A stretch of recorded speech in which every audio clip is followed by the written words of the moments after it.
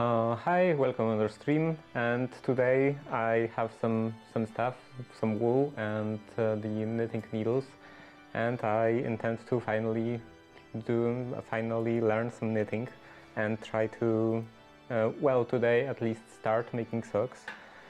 But I was planning, but in the end I didn't actually do any research, so I have no idea what I'm. Not even what I'm doing, what I'm gonna do.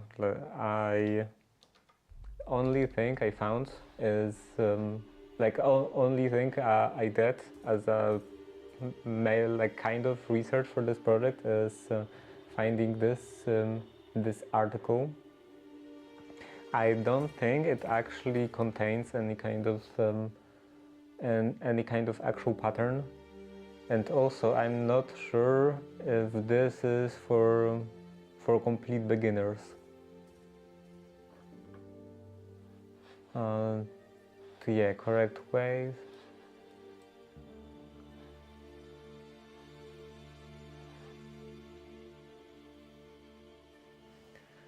So yeah, this I think should be good.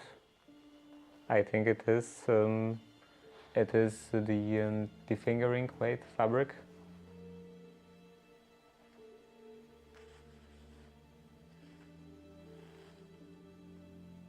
Or what yarn. I'm so used to sewing that I automatically talk about the fabric. Okay, what else? Best needles. These are 2 millimeters. A good starting point is 225. I couldn't actually find 225. Well, I could, but I couldn't find affordable options, like very available options for 225. It was either 2 or 2.5, and I do actually also have 2.5 in here.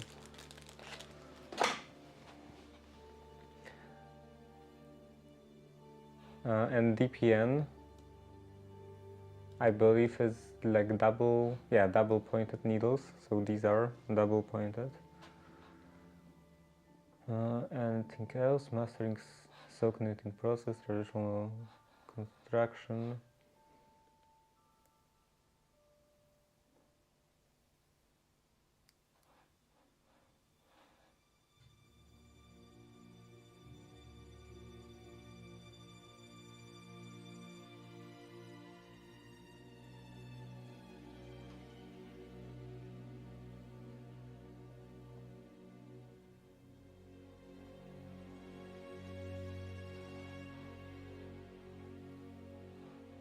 Most sock patterns start with ribbing.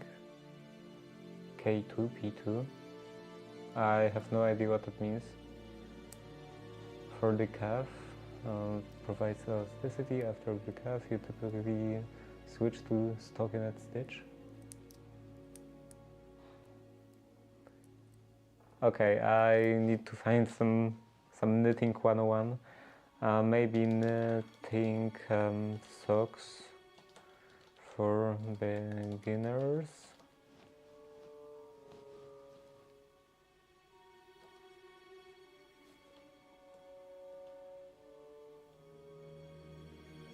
And also this sock pattern.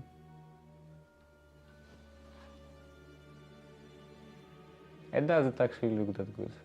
I don't know if I want this pattern.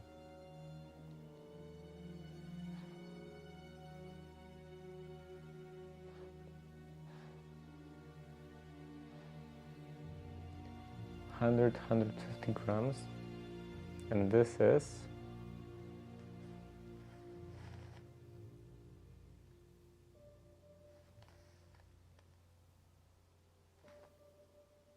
$100.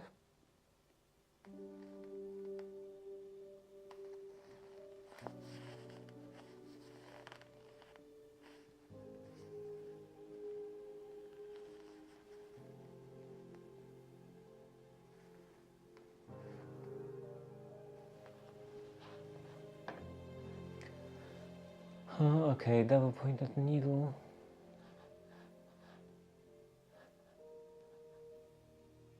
tapestry needle. Do they mean stuff like this? Because I also have that. Measuring, actually this is a link. Tapestry needle. Okay, so I do have those. Crochet hook. I don't have one, at least in here. I could probably find this at my house, but if it's optional, then I don't really care that much. Kindly note how many stitches. Okay, I need something for like actual beginners. Knitting for not knitting socks, knitting in general for beginners. I'm gonna think for. I didn't spell it correctly. Yeah. Hello, the Pinky. Team Learn.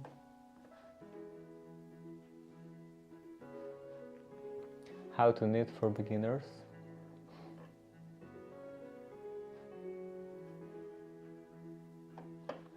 Cast on, knit stitch, bind off.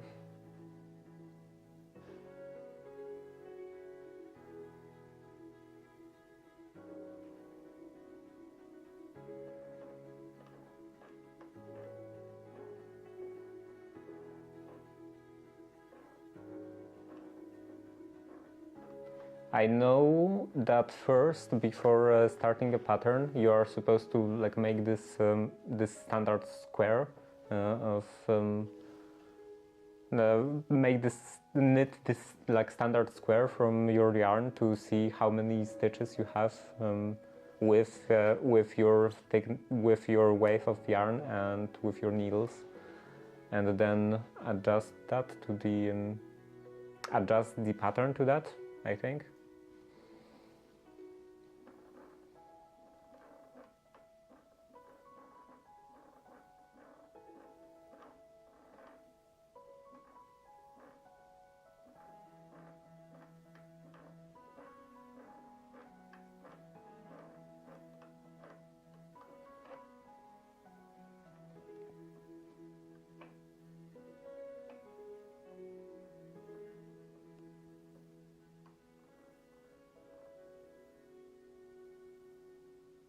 Okay, I guess we can just try this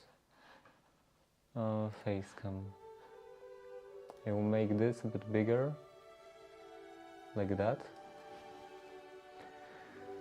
What to do with my keyboard? How to manage stuff in here?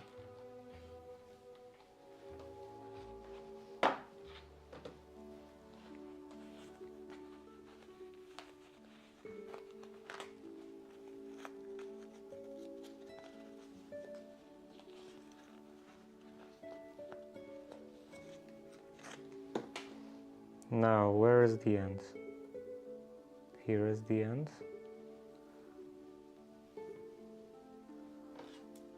And I do have needles in here. Okay, what now? Seemingly focus on seemingly easy for shortcuts. Blah, blah, blah.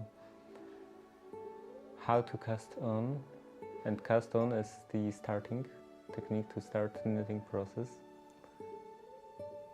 Create a row of simple loops around your needle as a base.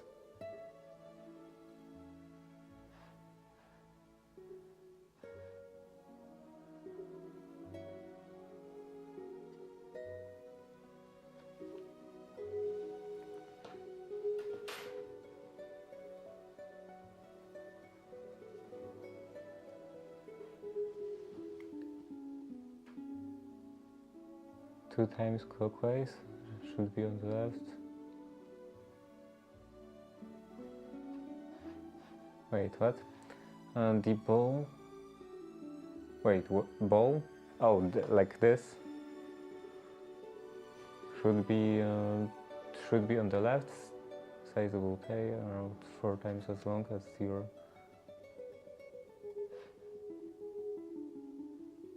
sizable tail. Is this tail?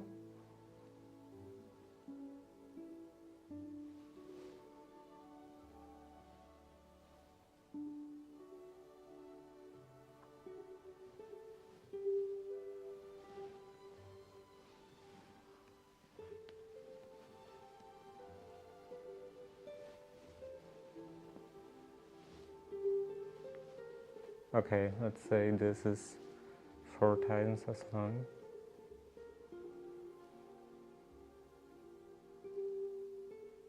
I think I'm supposed to do 10 centimeters for the this standard sample. Like in here, this is 10 by 10, and it's like 42 rows, I think, and 31 columns. But this I think can differ mostly with the needle size. I think like I know nothing about knitting, so I'm just basing that of either guessing or stuff that I briefly read. Scarf and 10 inches wide. Yeah.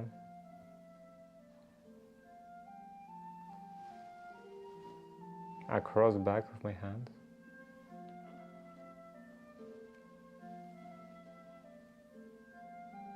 Okay.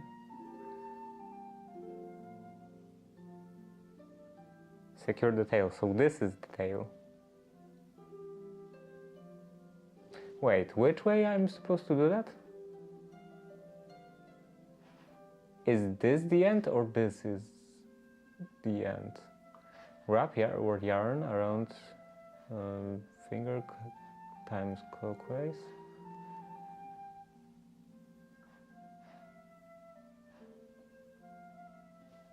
Clockwise.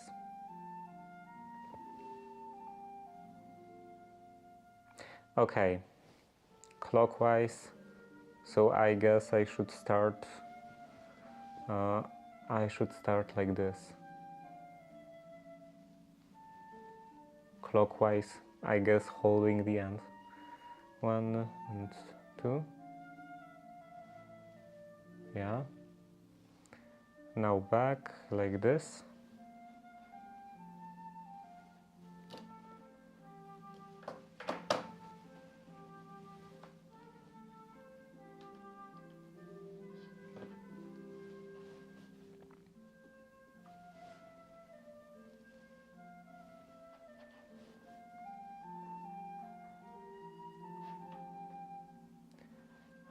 One knitting needle holds 2 needles together for a stretchier edge.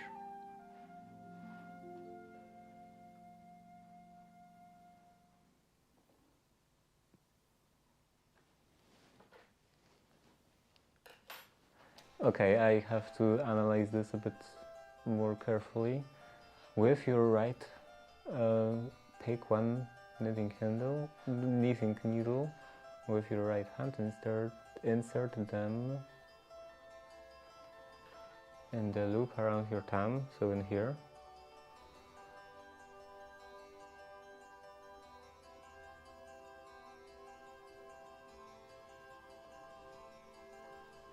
Grab yarn towards your index finger coming from behind.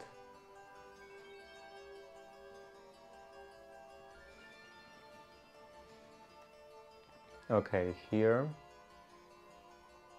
like this.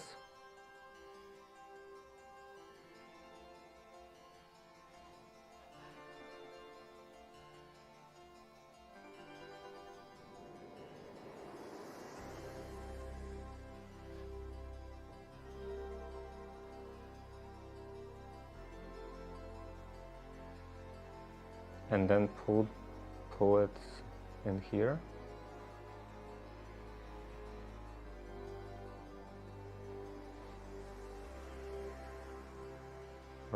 Remove the thumb. Is that it?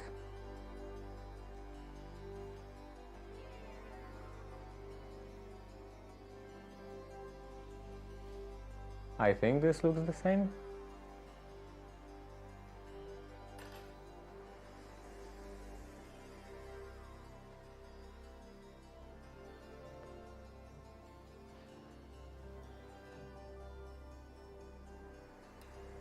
Okay, what now?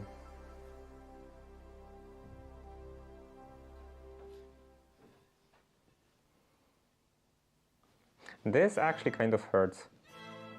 Like, particularly in this area, kind of hurts. Repeat 5-10 times until it has the required number of stitches.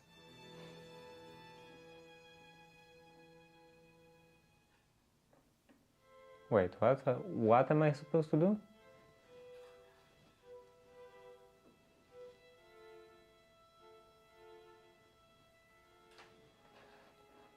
I don't get this step.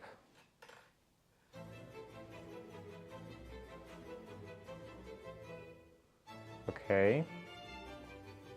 This should be behind.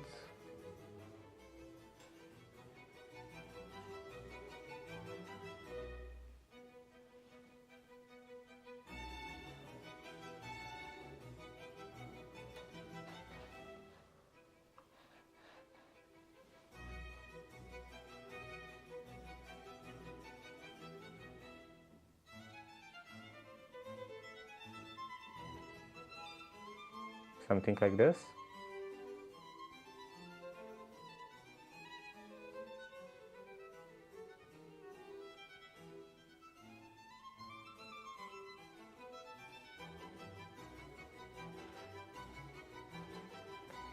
So insert the needle into the loop around the thumb. Yeah, the problem is that in here there is no loop. I guess you can kind of call this a loop.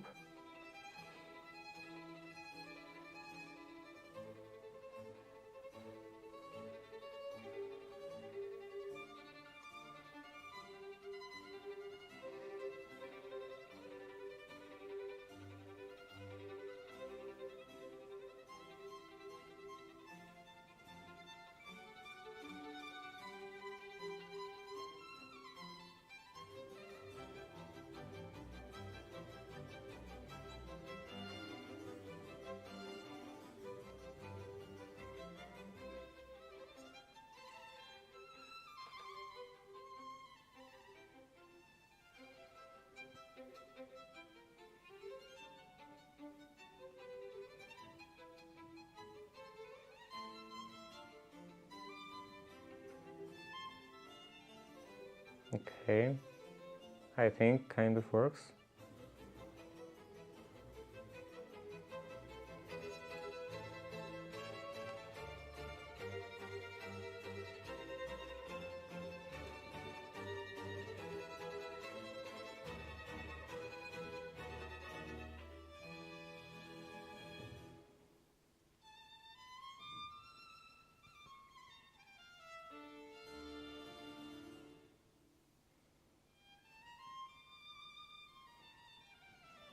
Though it feels like this is getting untwisted as I go.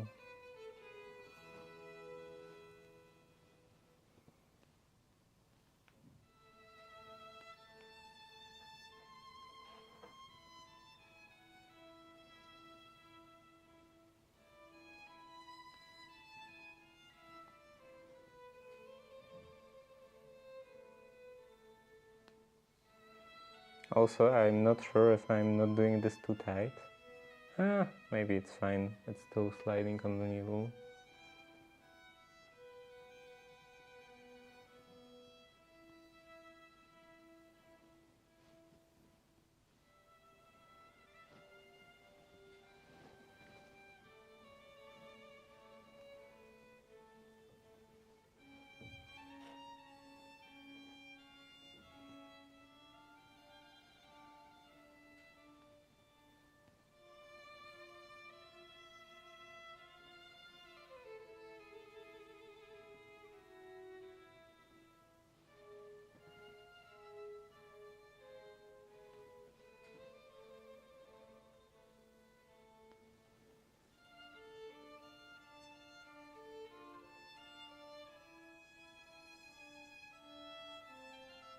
Did I do something wrong?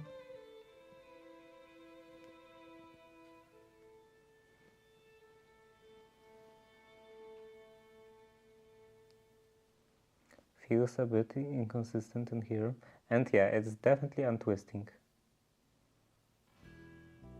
Am I doing this like in the wrong direction or something?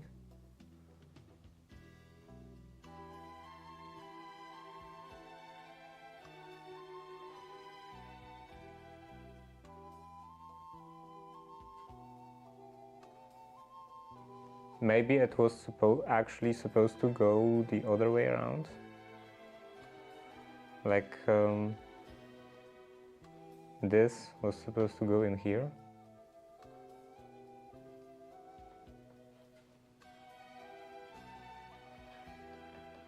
I wish there was a actual bigger picture in here. Like wider field of view.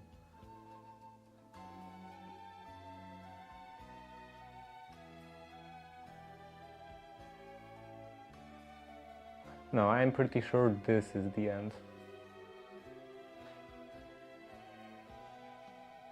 This goes in here. So yeah, it should be correct.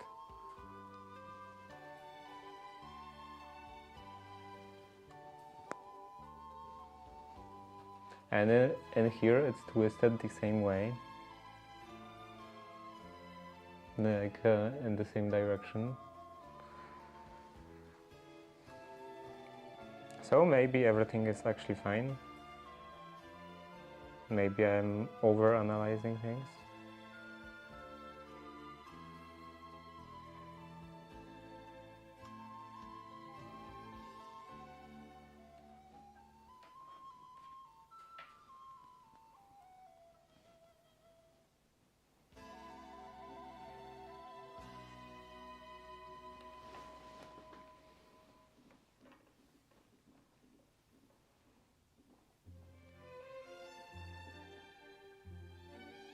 Okay, couple more times.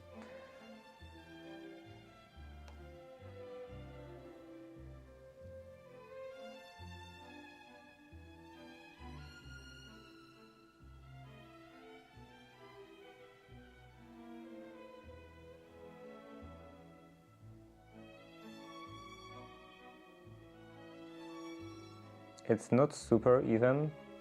I guess it's because of because I'm keeping inconsistent tension, or I'm like more like tightening it inconsistently at this stage.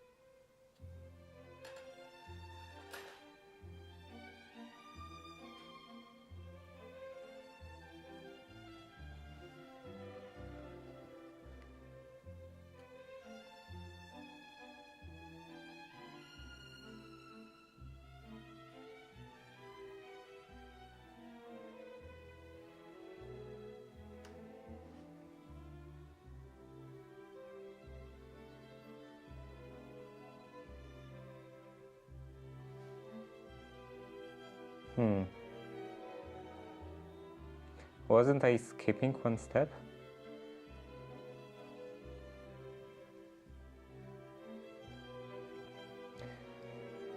Okay, so this was nice learning experience. Let's try to do that again.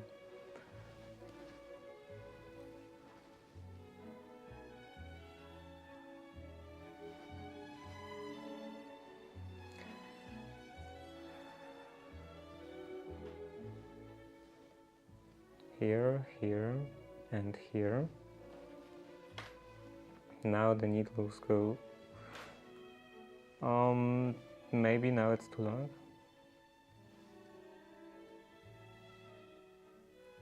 Here and here.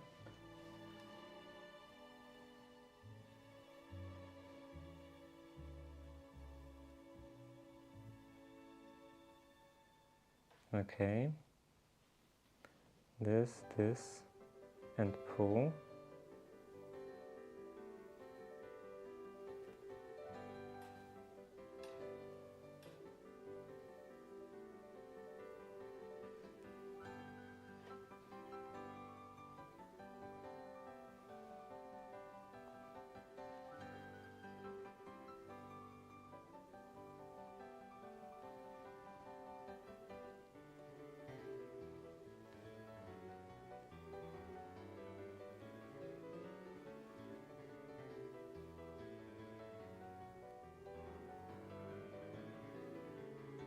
And this end is constantly sliding out.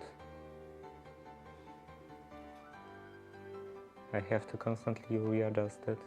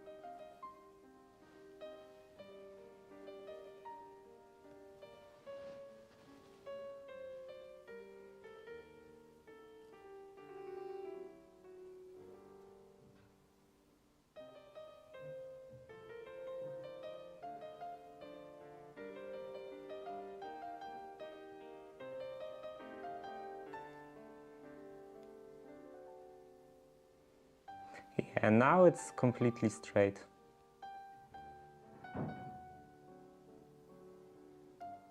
I think I am doing something wrong.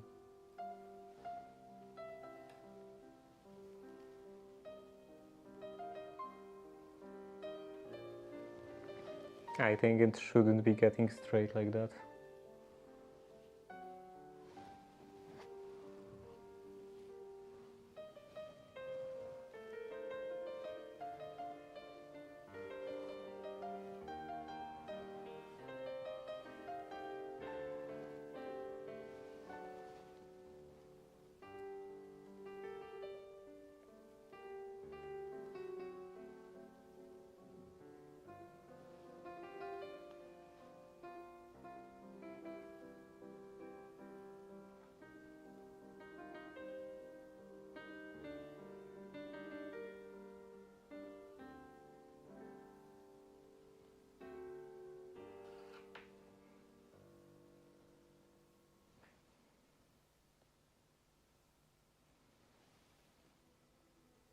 Maybe I'm doing this too tightly.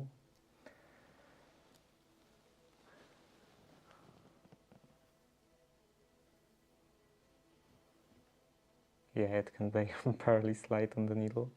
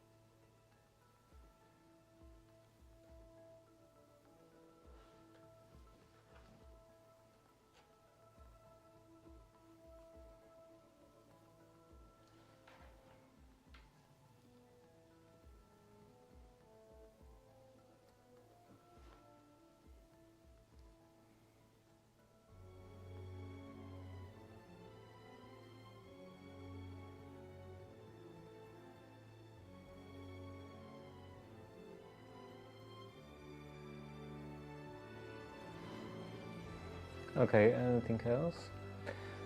Repeat repeat steps 5 to 10. 5. Where was 5? This is 5. 5 to 10.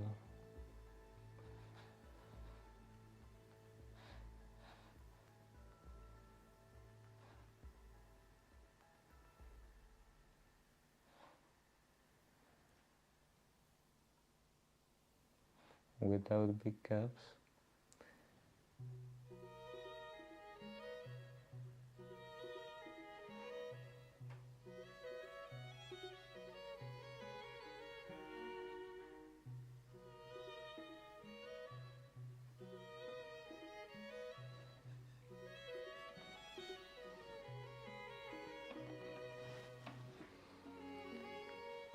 Okay, let's try to continue for a bit more.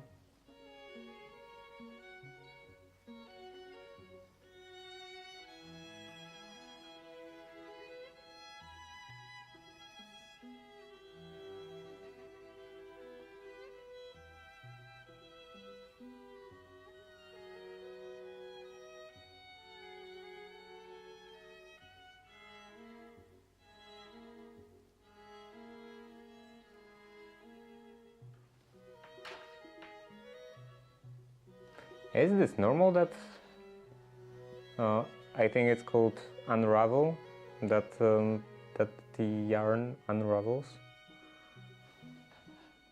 It doesn't seem like it's the case in here.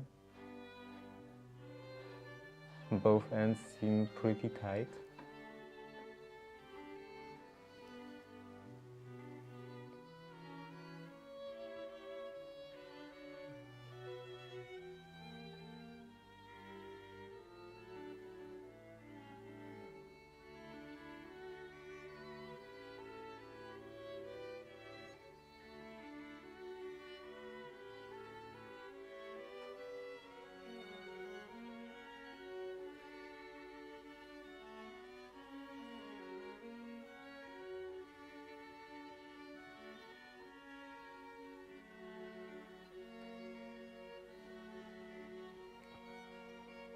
Is it a stupid decision that I'm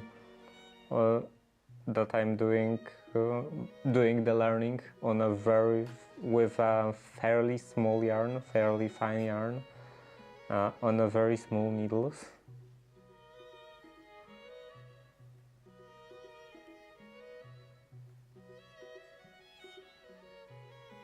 These are, I think, not exactly beginner-friendly conditions.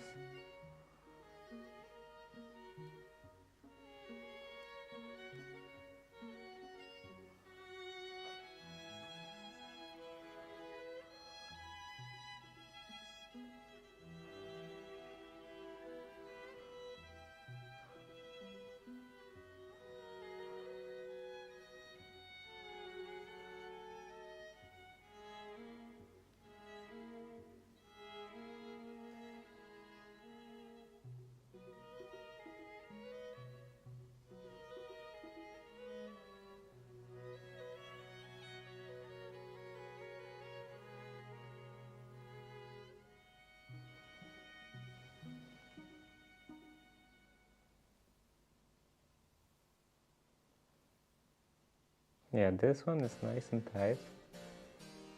This one is getting untwisted.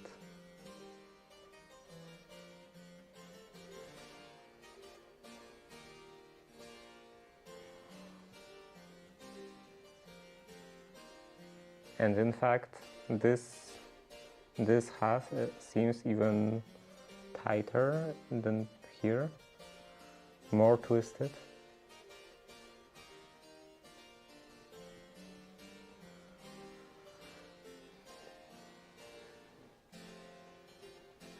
Am I holding something wrong?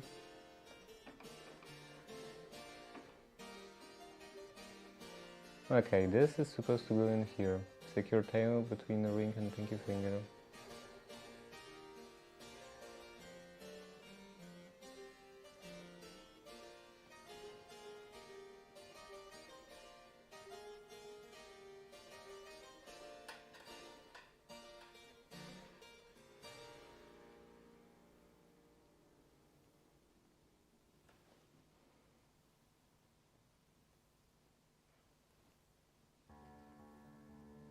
No, this is still not good.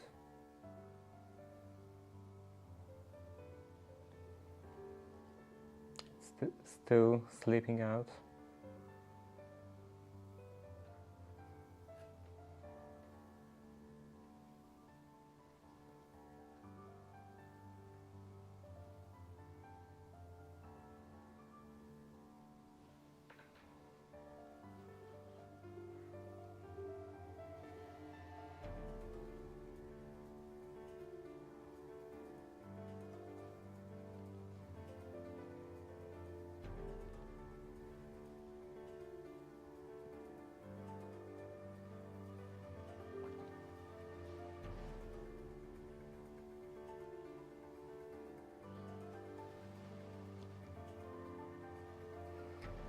Okay, what is the next step?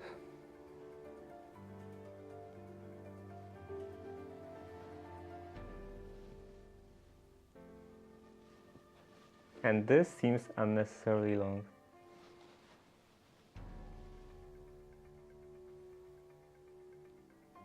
Like, what is this loop? This upper loop?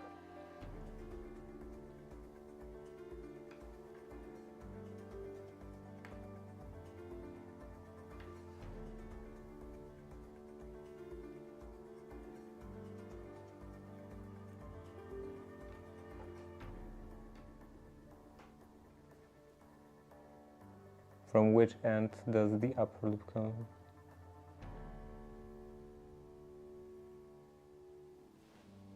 I think from here.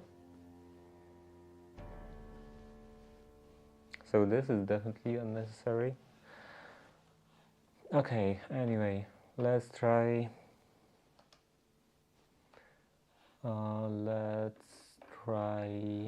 doing this. How to knit the knit stitch.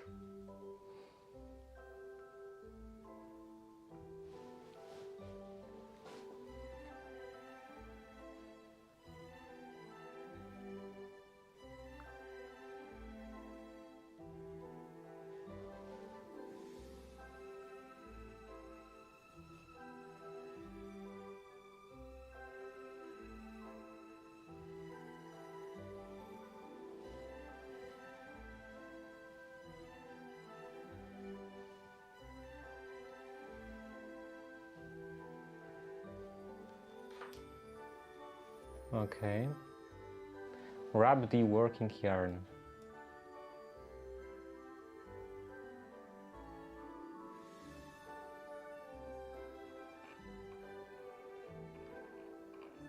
And here, wrap the yarn. I guess the same way?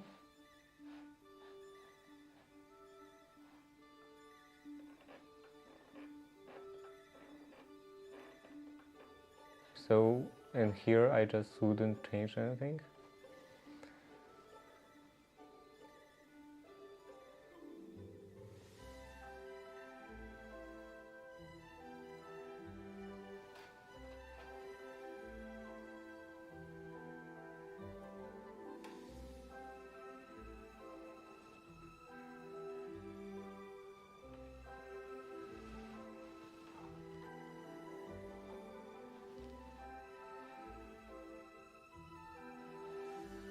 Working yarn needs to be bottom. Working yarn needs to be on the bottom. Okay.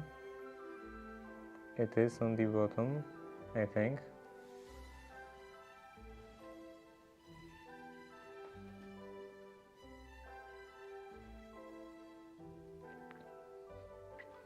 Pick up the second needle again. Hold the knife. Okay.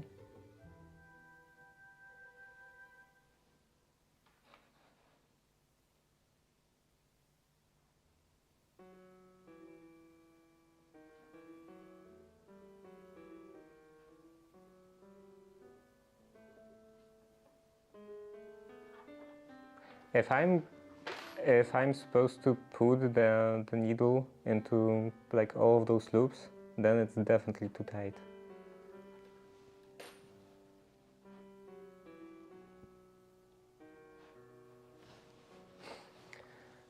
Right needle, the working needle, first loop on the left, and on the left needle from left to right.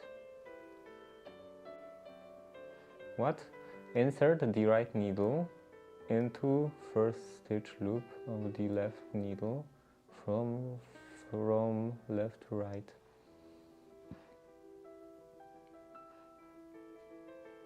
Into the first stitch.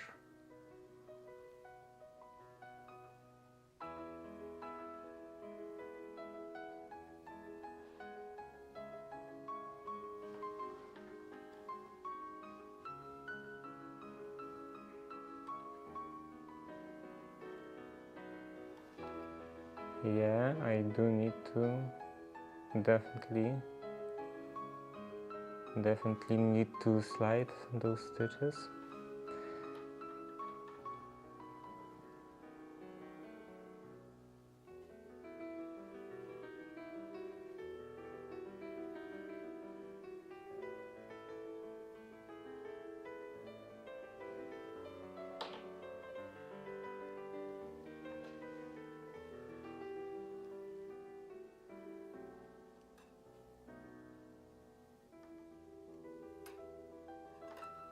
And I'm supposed to put the needle in here. Yeah, I'm pretty sure this is undoable. undoable. No, it's too tight. Hello, East Side. How it's going? And stuff in general is hard. Life is hard. And especially painting all 4 doors at once is hard.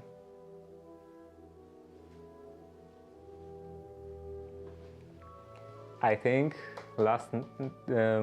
I finished painting around 3 a.m. maybe. So yeah, then I woke up today fairly late. Not super late. I still didn't. I think I didn't get 8 hours of sleep. And then I continued working with the doors. I had to actually hang them and insert the glue in the glass panes, which was a pain. And I actually still didn't finish that. Okay, again, here, here, and here. And now let's try to do a bit less pressure or a bit less tension.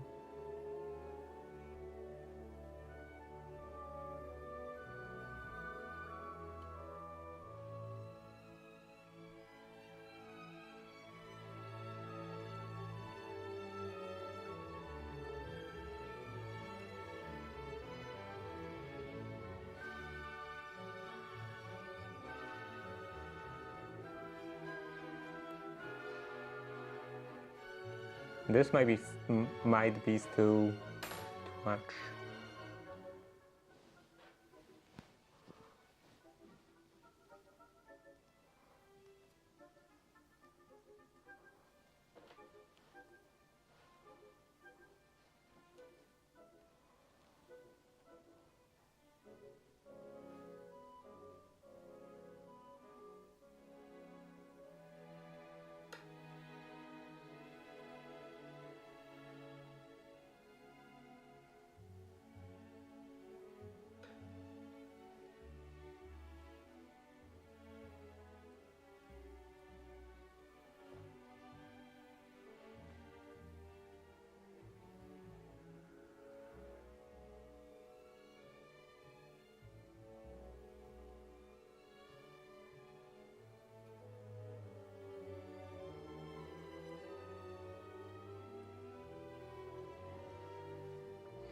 Does your grandmother knit? She doesn't knit currently, she did in the past. Both of them did.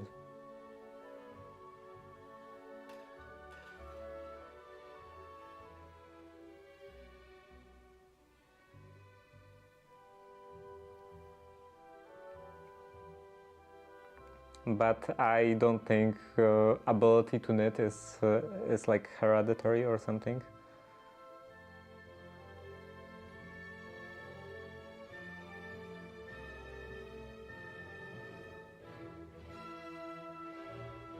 So at least you can ask questions if you need to.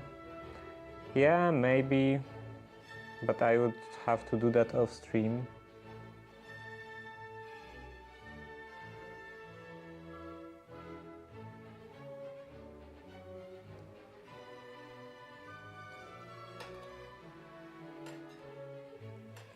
And yeah, learning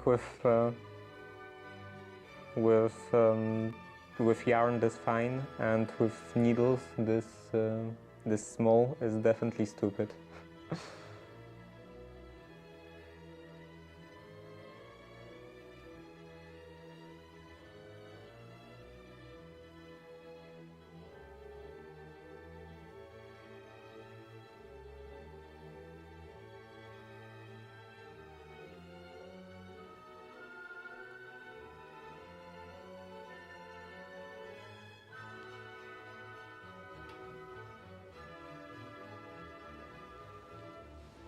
Looks like you're getting it.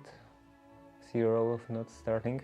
Yeah, but I already did this 3 times. And I have problems. Like, first of all, I'm pretty sure I put too much tension in it, so I can't actually do the next steps because this is too tight, and I can't put the next needle in here between, like, into those loops. And the second problem is that this end is the untwisting. Now it's completely straight. And I have no idea why. Like, maybe I'm not holding it hard enough or something. Because this is not untwisting. In fact, I think this end is twisting harder.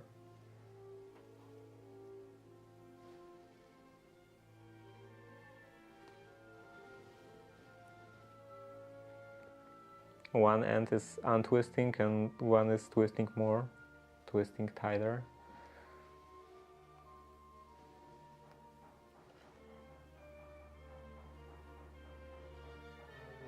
The twistiness is getting transferred.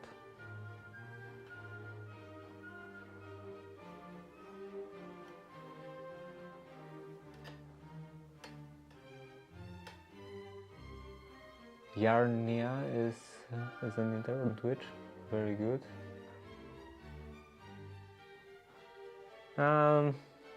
I prefer to mostly just try and learn stuff on my own than ask other people.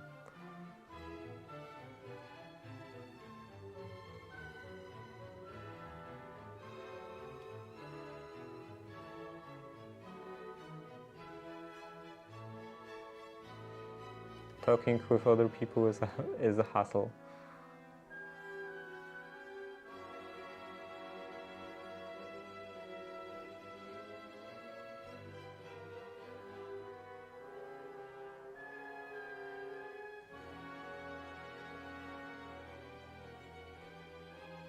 Okay, I don't think I did this any better. It is still super tight.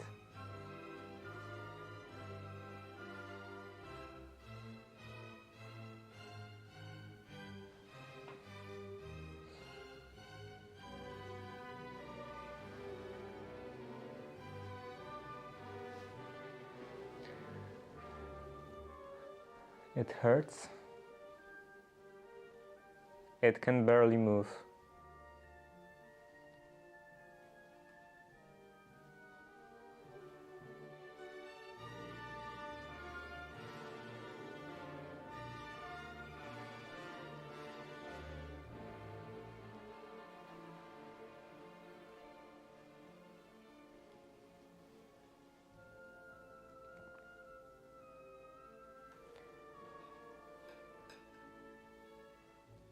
Okay, let's try this again. I don't think it will work.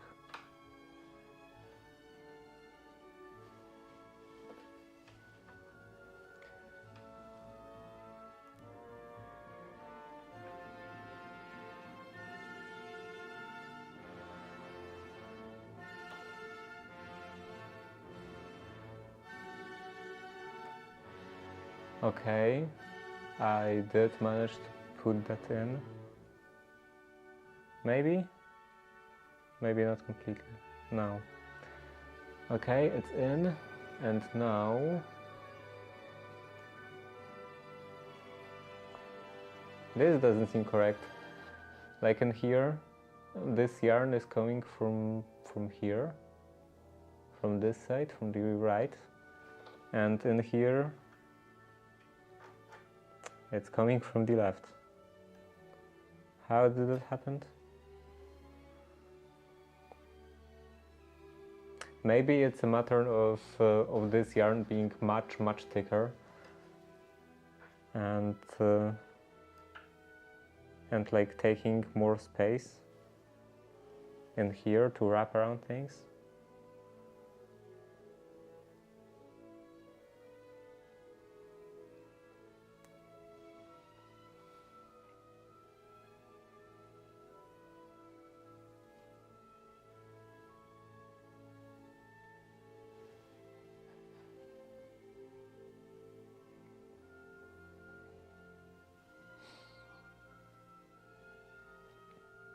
Also, this other person is good if you need others in it. No.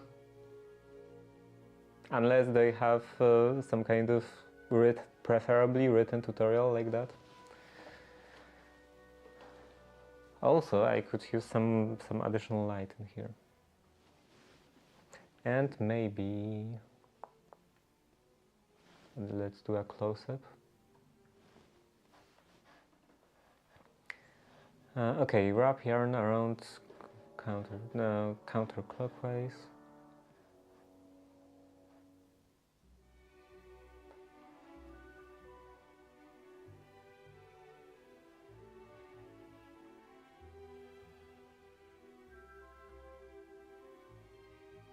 Pull the yarn through the first loop. Maybe I should try to do that with bigger needles. Like in here they are suggesting from 2 to 3, and I do have 2.5. And these are 2 millimeters.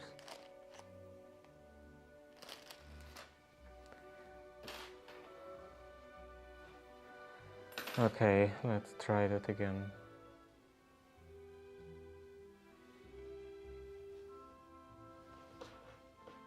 Can I iron this or something? Because now it's all twisted. And it's getting wrapped around my keyboard.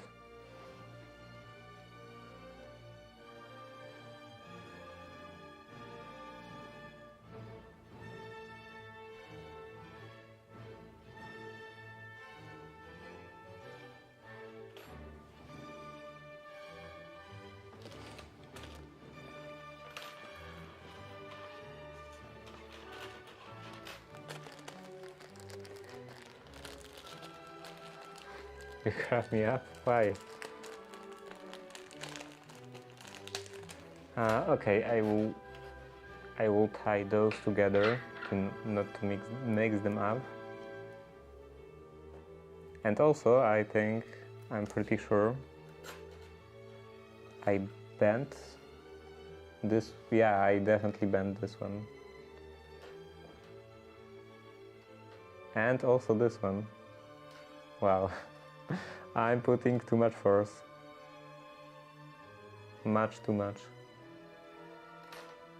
It is kind of easy to bend them back into shape.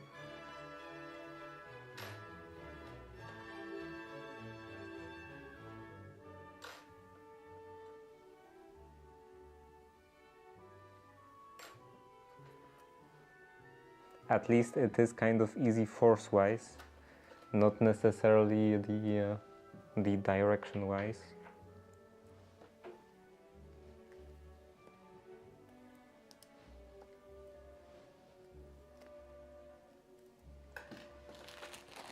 Okay, now let's take those.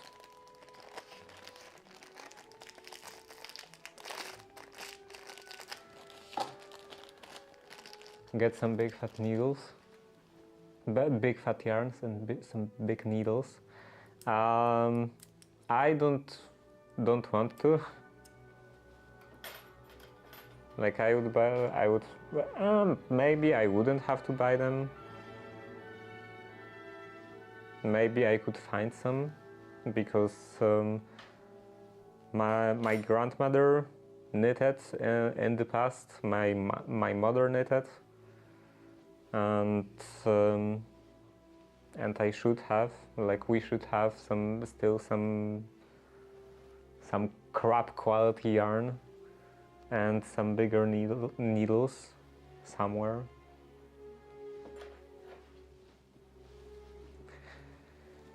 But still, I don't really want to.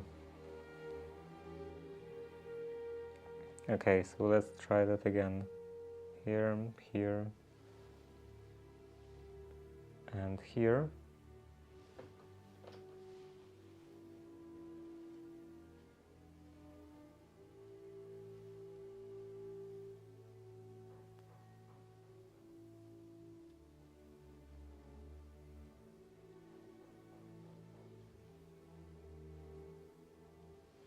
And that went wrong.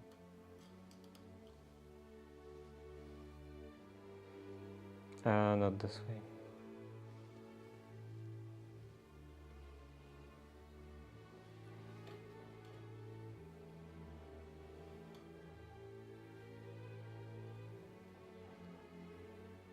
Also, I could look for some other tutorial.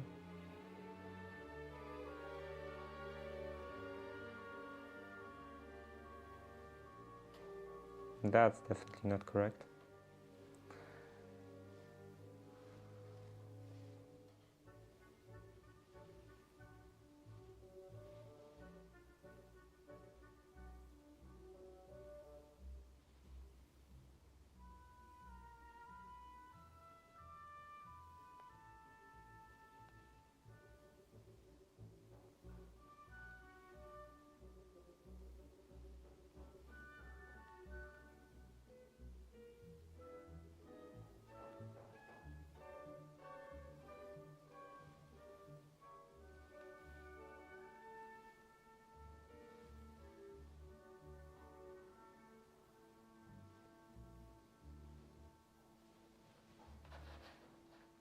Here it also looks quite tight, fairly tight. The needles are definitely still much thicker. When to add? Wait, what? When to add right as you started talking?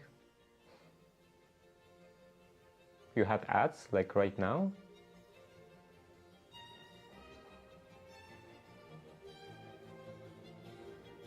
Like from the timer above the chat from on my side, it looks like the ads should be like 5 minutes ago.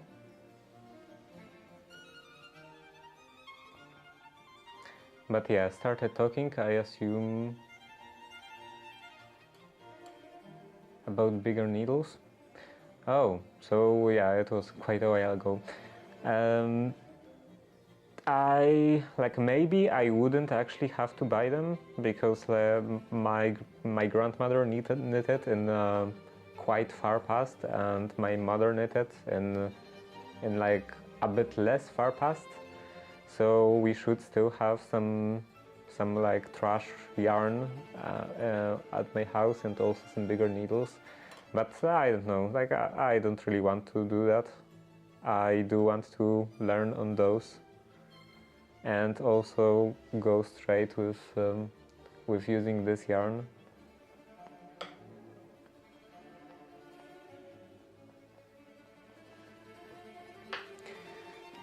But I think I will look for some some other tutorial. Let's see, knitting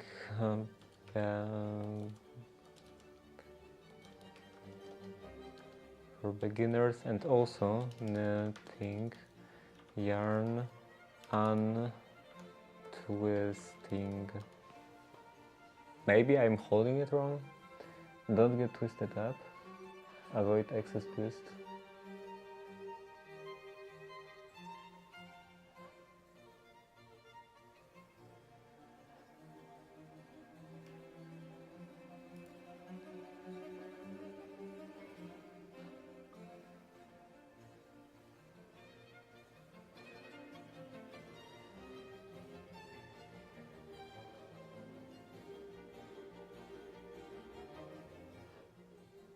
Ever practice long tail cast on?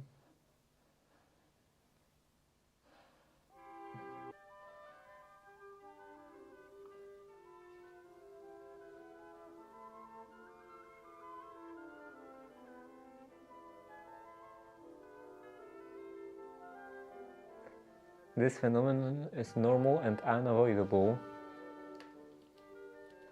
but it doesn't look twisted in here. Like, are they maybe constantly twisting it back?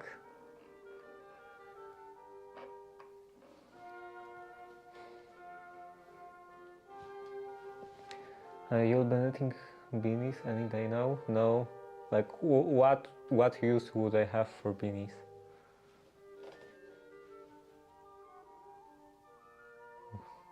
With all the colors in your head?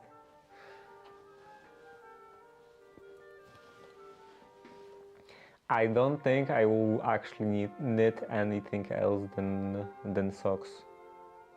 Like, maybe ties, because I know that knit tie, those are also a thing. So maybe in the future I will try to make one of those. Well, my mouse is not working.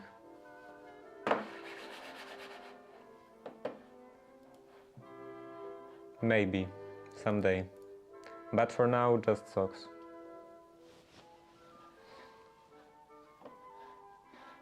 Okay, this phenomenon is normal, unavoidable.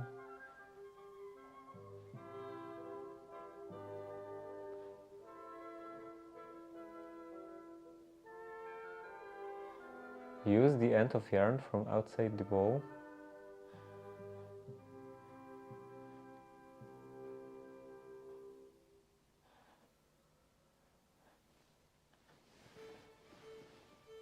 I think I am.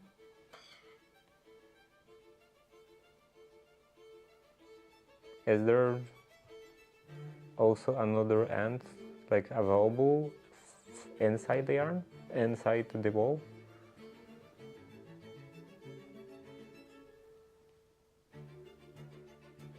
Can you use this end?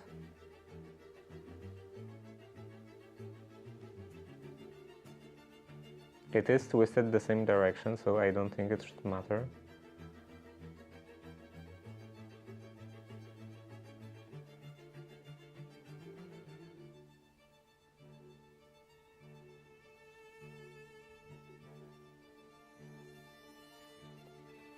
You'll knit oversized sweaters and booty shorts? No, why? Why would I... What need would I have for those?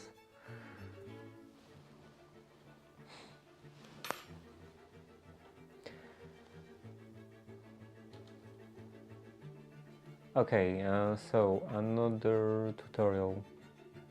Maybe not this.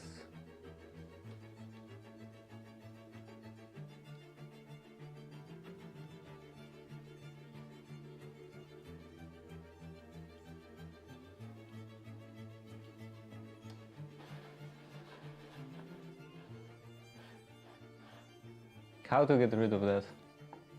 Oh, yeah, very visible X in here.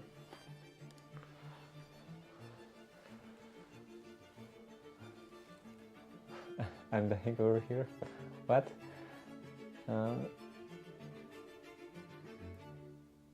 I figured that's how you walked around the town. And oversized sweaters? What? Hello, Queen of Cats.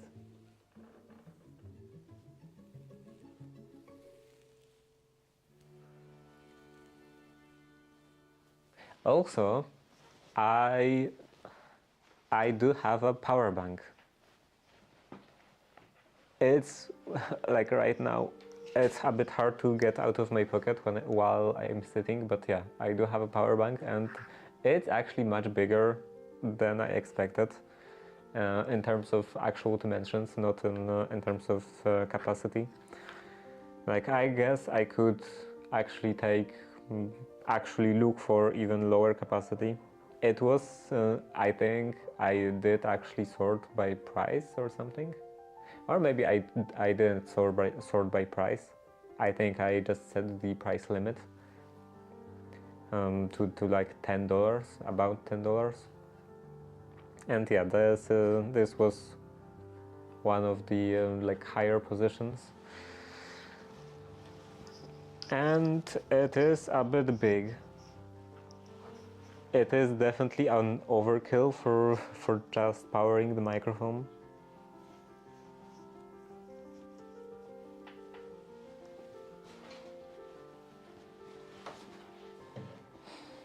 And also the cable, because like right now I have the microphone constantly plugged into this power bank, and the power bank sits in my pocket. So the cable connecting the microphone is 1 meter long, and I think I could go away with 0.7 and maybe even 0.5. Okay, size, English methods, continental methods, what?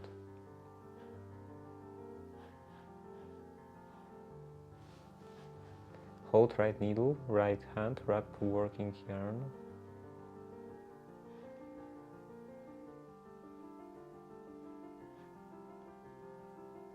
Okay.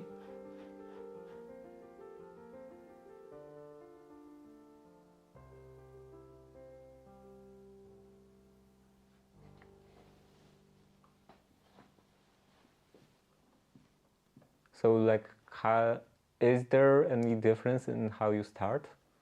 What was that called again? Casting? In how you cast the first row?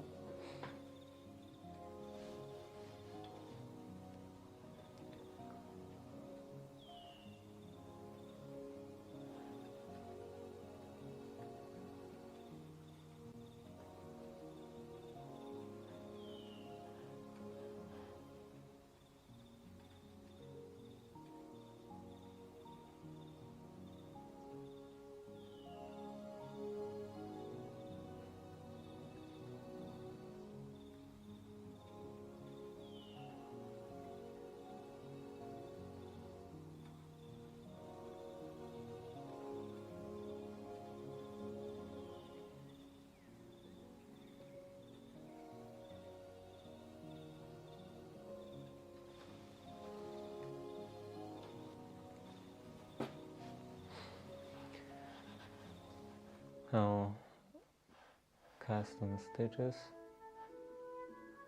Do what? Wrap loops of yarn around your finger.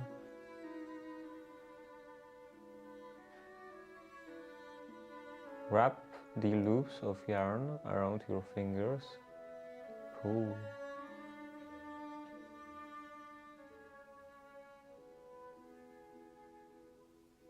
Maybe that's the problem, because in here they did actually suggest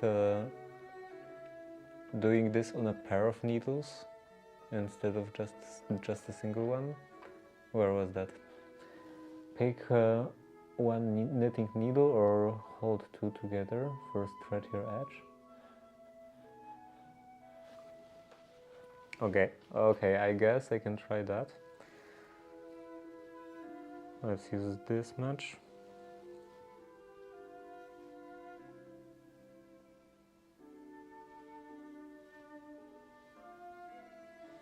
How many times?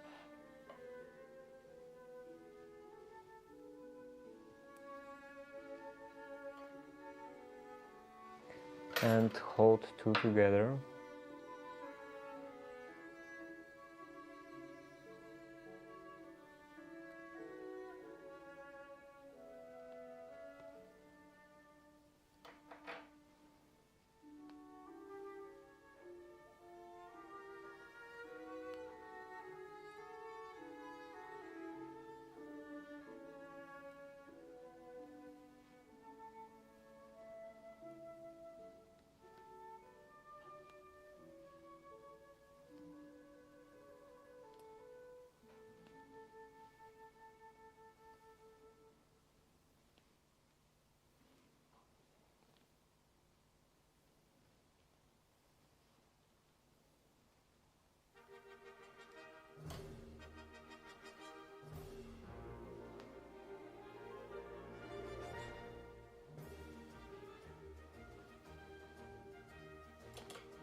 This end is constantly slipping out and this end is too tight.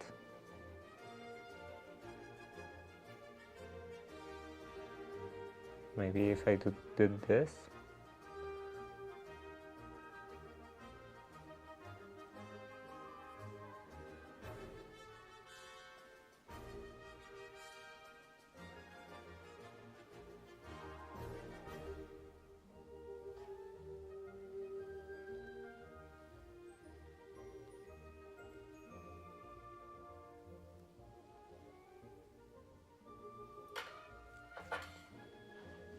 Is it supposed to end up on the bottom or on the back? Okay, one.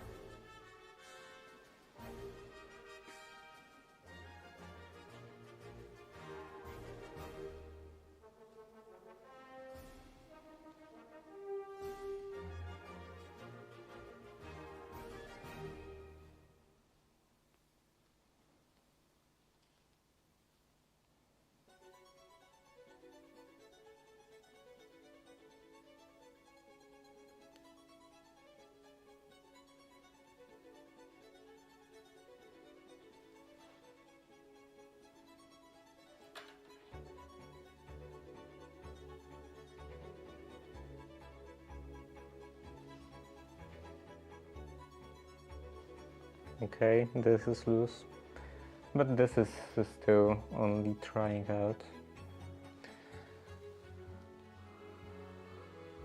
So it's fine if I mess something up.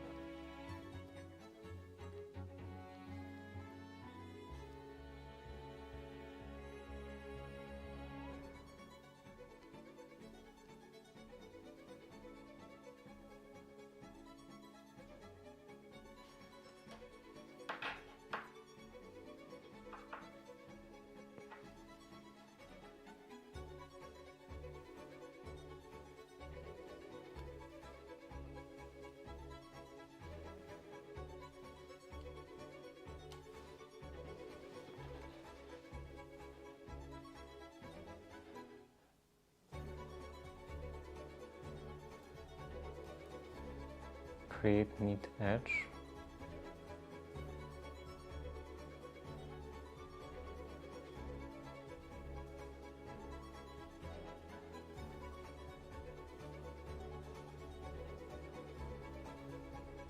One of your pair of nails.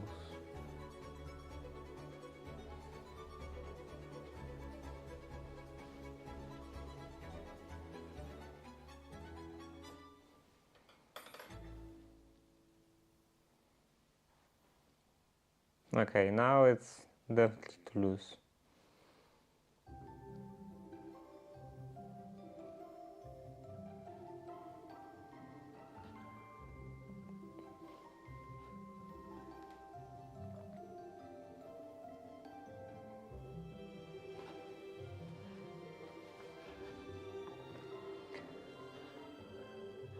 Create a knit edge. YouTube.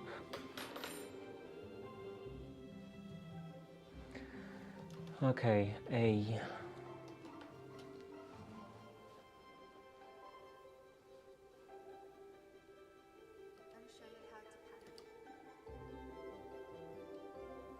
Those are extremely big needles and also extremely thick yarn.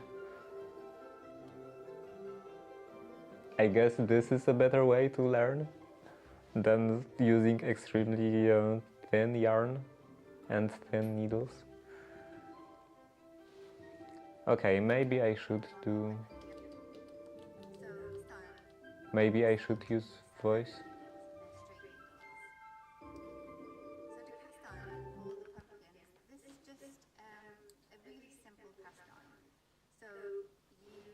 Quicker.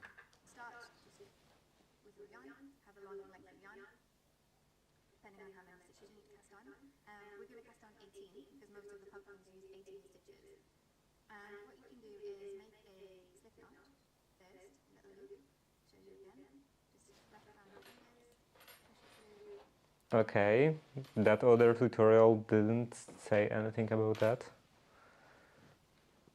So somewhere in the middle. Also, okay, this would be roughly the distance. So I will change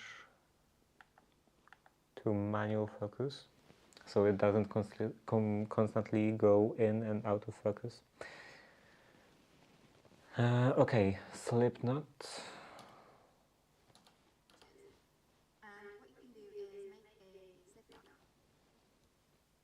How? Like this?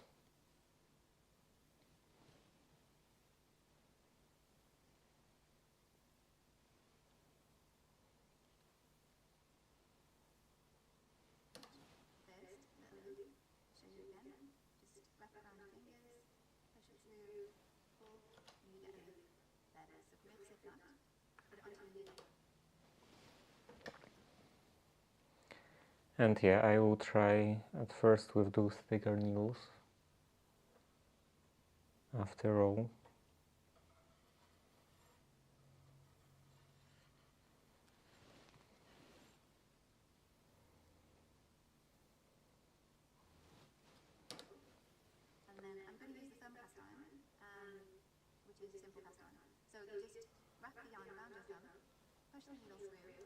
Wait.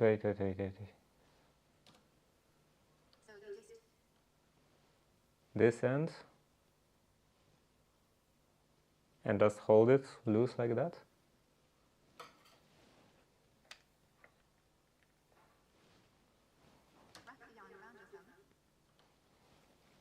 Also, I have too much yarn in here.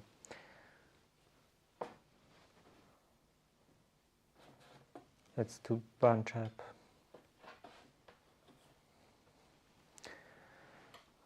Okay, this way.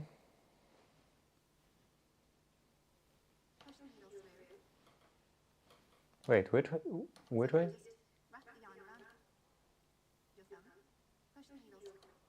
Okay, like this.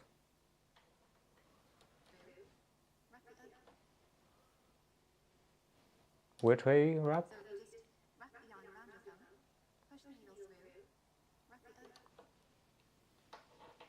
This way.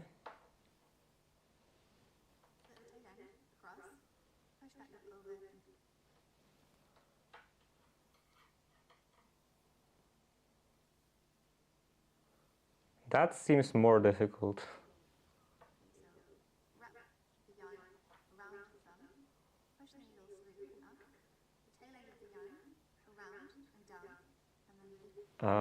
Wait again. Am I actually doing this? The same way? Like here? This way?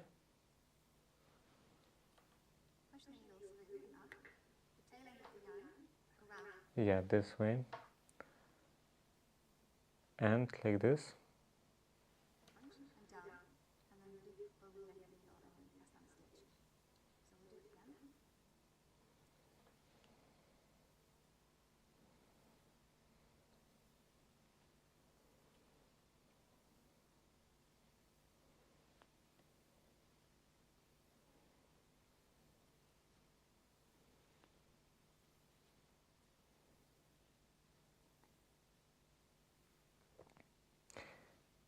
It is coming coming out much looser, but it's also more difficult.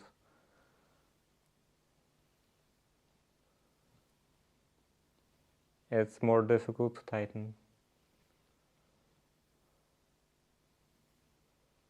Probably that's the reason why it's coming out looser.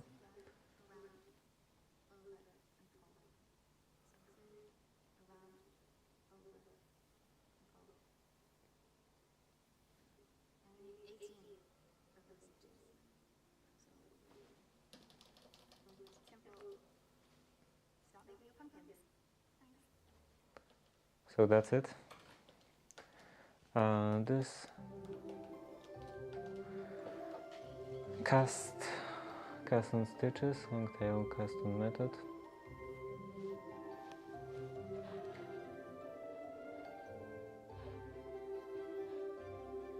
Hold the yarn needle with slip knot.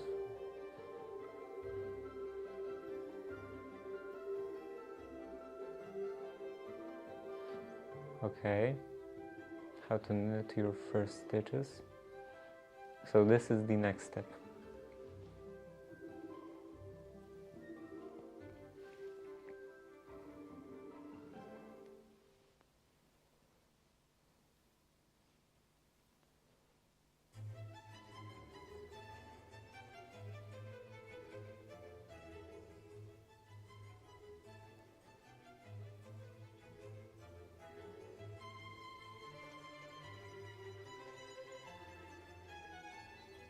It is much slower method.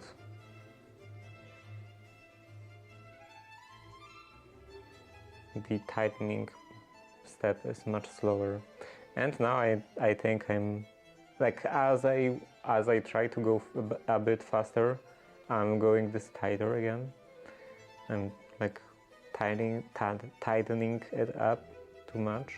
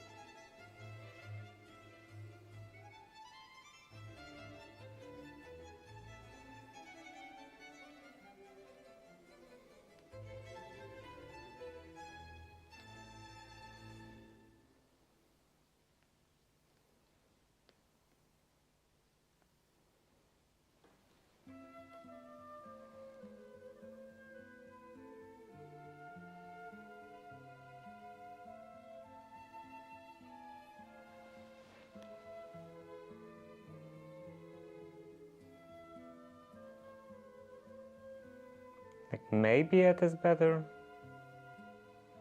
I'm not sure. It is definitely more uneven.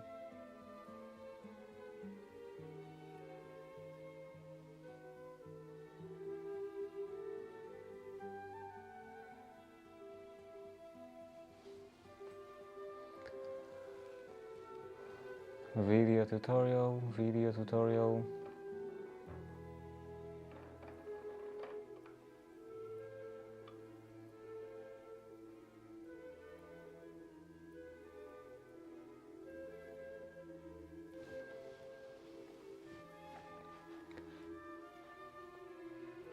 Knit stitch, garter stitch.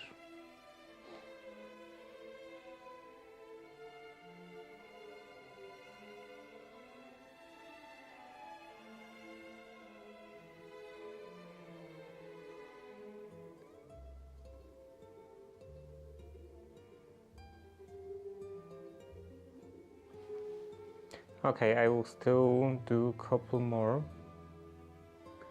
here.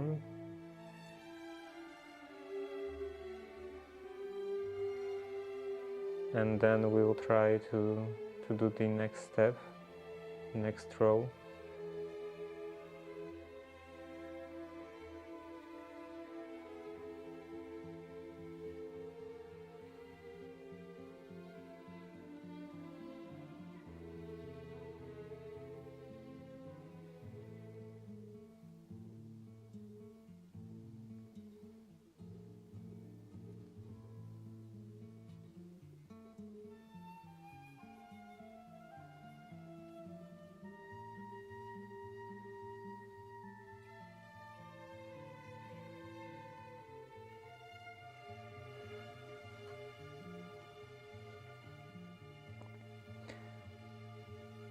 Yeah, let's try it right now.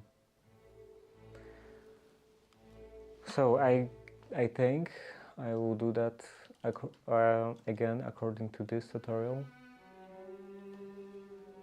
So the working ends or working yarn like this.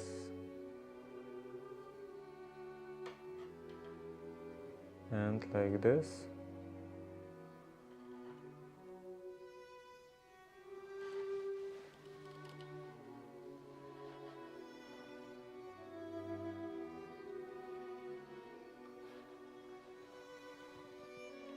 Bottom of the back, bottom back of the needle.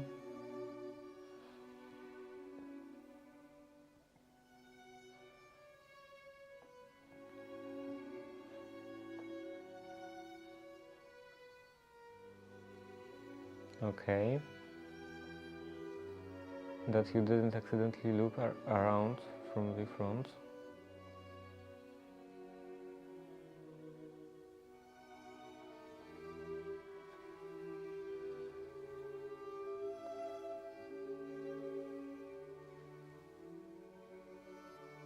Wait, something is not correct. Yeah, I have those stitches backwards.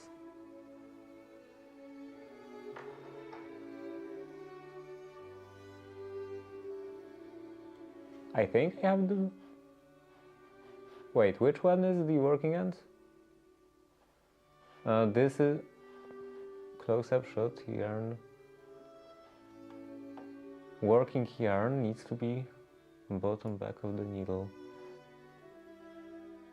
Like here, this is the working yarn? No, it wouldn't make any sense, I think. Extra sure that it definitely looks exactly.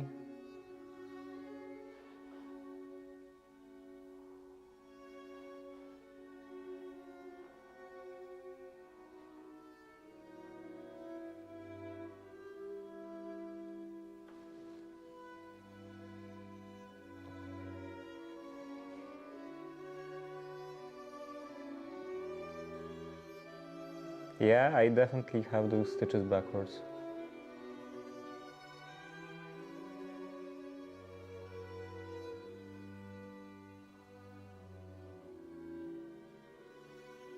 Here.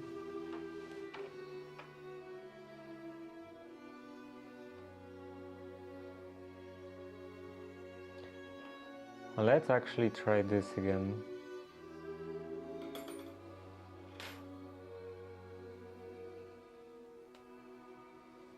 I want to see if in here I will also have stitches backwards. So this.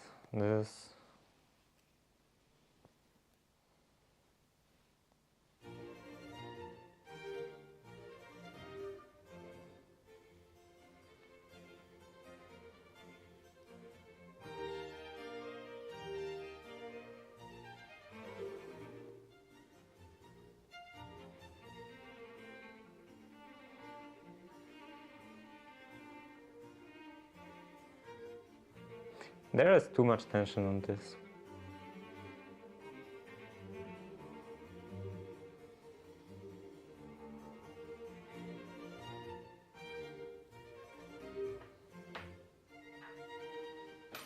start again, and this time I'm only going once in here.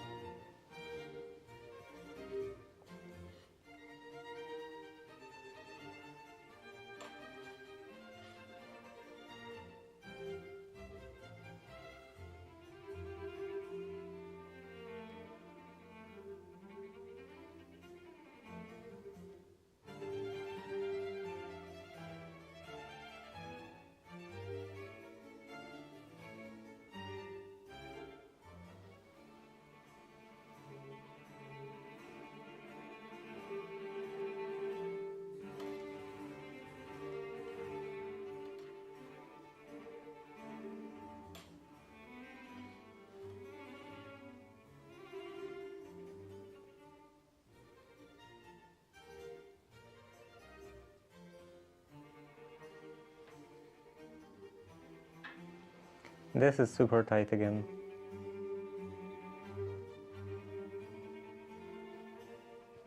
I think especially at the end.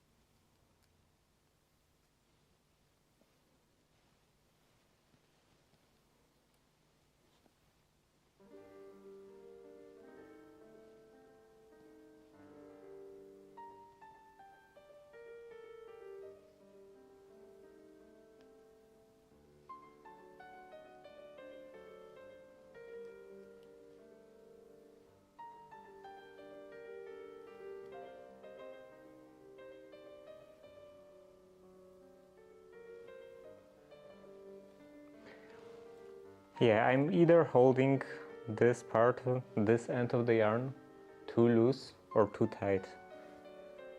Too loose that it's getting loose in here between my fingers, or too tight so that it's barely movable on the needle.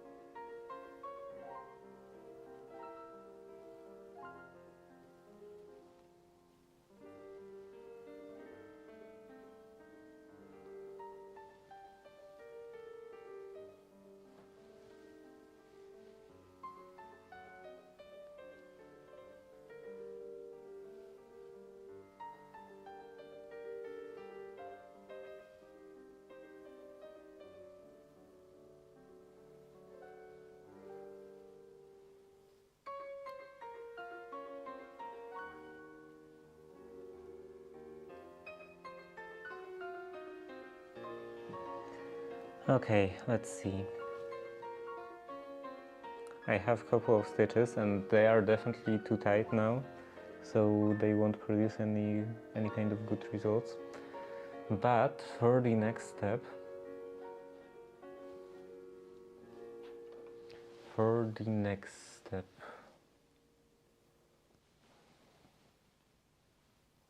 This is supposed to be the working yarn. Yeah, wrap the working yarn around your finger. And now it is actually correct. How did I end up doing them backwards on the other tutorial?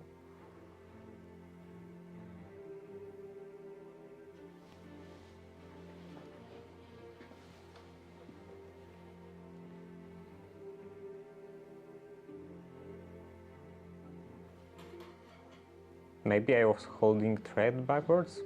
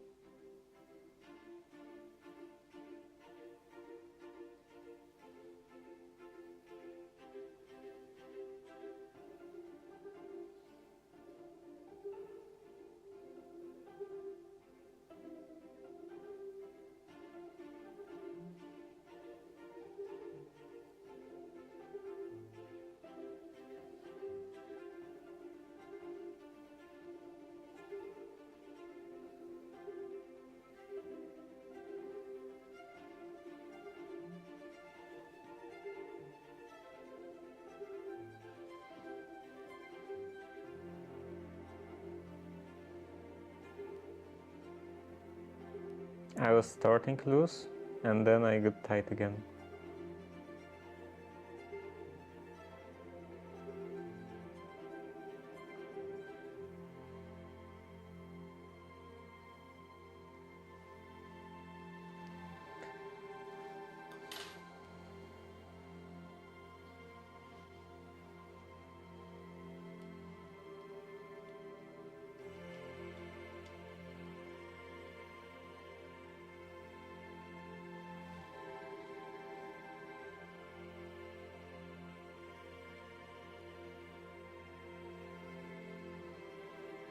What are the other tutorials? What is this? You need cast on. And yeah, this is another video. No elements? Whoa.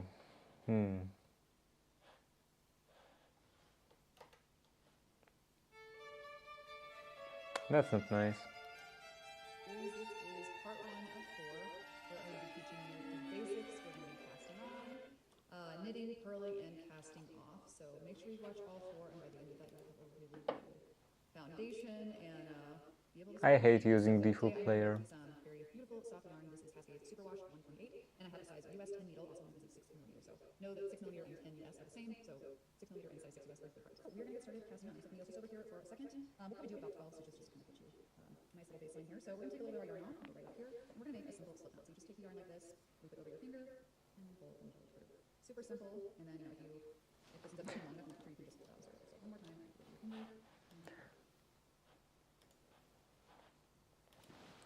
Okay, I don't think which way. I don't think it matters which way they are doing that. Like which end of yarn is on which side. Super simple. And then if this ends up not being long enough, I'm sure you can just pull out. So one more time, over your finger. Done. Okay. So the next thing is kind of this funny place. So we're going to take our hands and take our needle. Right now, we need one side of it. We're going to put our needle into this loop, and it's going to be be super tight, just enough that it's gonna fall off really easily. Okay, then we have our tail over here, so we're gonna take our hand and then take your thumb here under the tail, and then your index finger under the ball, or the string that's attached to the ball bearing, and then kind of grab both here in this little shape. It kind of makes this like hurt V shape. Okay, so one more time, we're gonna put our thumb under, and then our index finger under, and then we're gonna actually start placing on stitches. So to do this, we're gonna, this is also nice, put your finger here so this doesn't slide off. You're gonna take your needle and go under this first one, and then under this one, and then drop that and pull. Not too tight, it needs to be super tight because it's gonna make making the first row really difficult, and also can make your project look a little funny. So do it again, fingers back in the same positions, and then under through that first loop, over, and back out through the little, like a knot sort of. Okay, so you're gonna keep doing that until you get to the desired number of stitches. So we're gonna go 10 or 12. And go slow here if you want to see if you do that. Under and through that first loop, and then over and back through. There you go, you can start seeing these here. You practice. So you have to constantly readjust the grip. And this cast on is called a long tail cast on. It's a pretty stretchy one. It's not great for every project, but it is great for a lot of projects. And you'll find that if your pattern calls for something else, it's probably like a hat pattern calls for a tubular cast on, and that's just even stretchier. And it's a little bit more complicated, but definitely. But for if you're just getting started, this one is great. So 1, 2, 8, 9, 10, hold it 2 more. Okay, and there you have it. You've officially cast on. So the next video we're going to knit, and if you're wondering here what to do with this, you do not need to tie a knot or anything. We're just going to be turning this around and knitting. So check out part 2, and we'll go to knitting. Okay, let's try this. Look at this one. Hi friends, welcome back. This is part 2 of my How to Knit series, and this part we are actually going to learn how to knit. So in our last video, we cast on 12 stitches here in this super wash 128 cast yarn, and we are using US 10 needles, 6 millimeter needles. Okay, so in this one we're actually going to knit. So have this cast on. If you're not cast on yet, you can check out that video. And here's what we're going to do. This is very easy. You're going to hold the side with your stitches in your left hand, and then other hand. What does this actually say?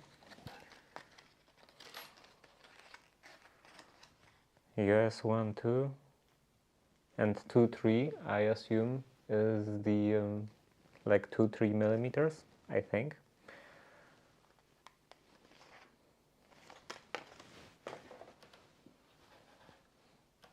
So we're going to do, this is the English method of knitting. As you get more advanced, I highly recommend trying the continental method. It's just a little faster. But for getting started, this is absolutely perfect. So to knit, we're going to take this needle in our right hand, put it through this first stitch. You're going to go, this is called knitwise. So going in from the left to the right in the front of the stitch. Is there a video for this continental type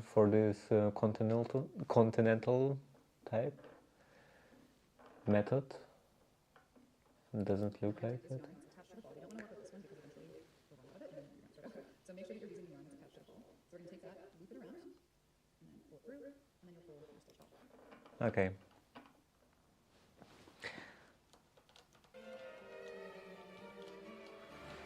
So let's try again, one more time. Well, it probably won't be the last time.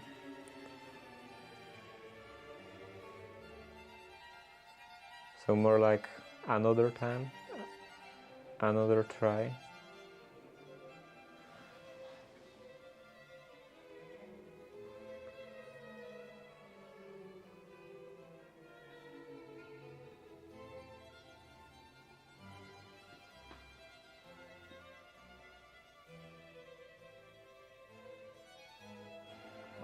And yeah, Eastside was saying about getting some very thick needles and very thick yarn. I don't think we would actually have needles this thick. So if I wanted to use something like this, I would actually have to order that.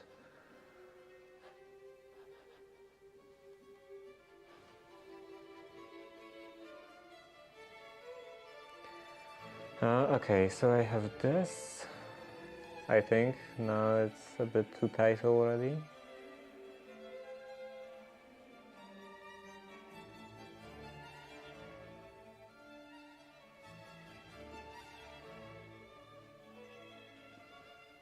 And I'm supposed to do the end in here. Use the end.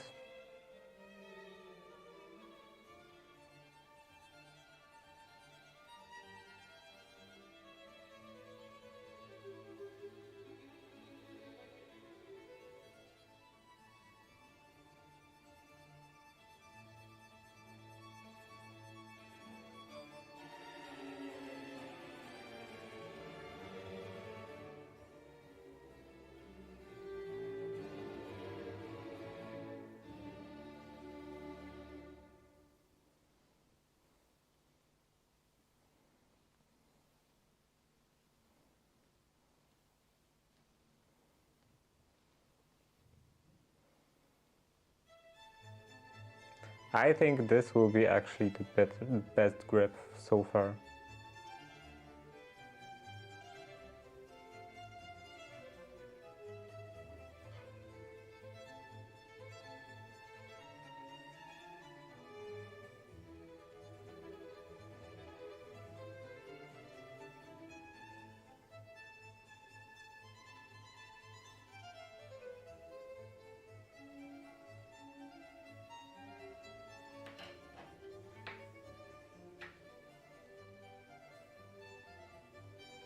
It is still too tight, so I don't think I will actually manage to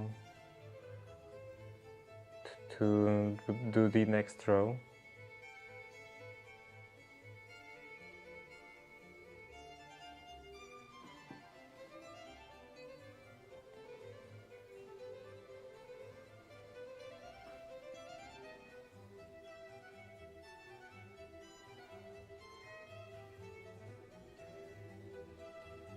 But at least I'm getting there.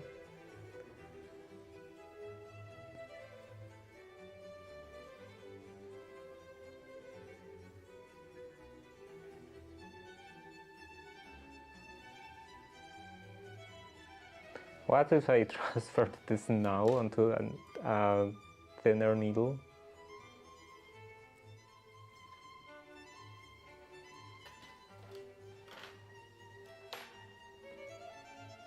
Can I transfer this?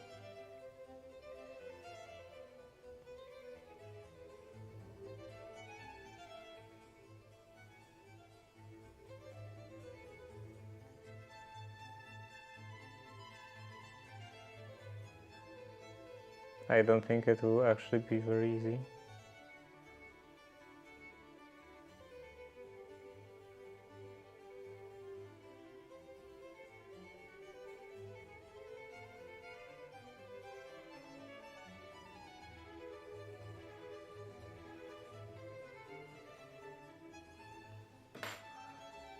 Okay.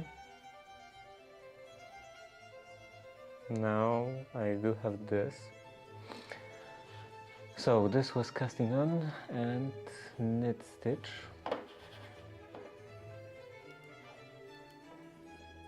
So on this first row, this little thing is kind of, and then other hand, you've got the needle. So we're going to do, and then other hand, you've got the needle. So we're going to do, this is English method of knitting. As you get more advanced, I highly recommend trying continental methods, it's just a little faster.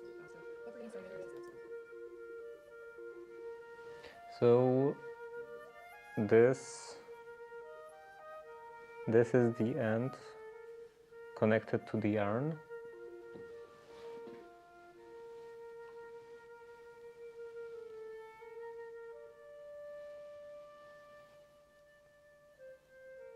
This end is on the bottom. Okay.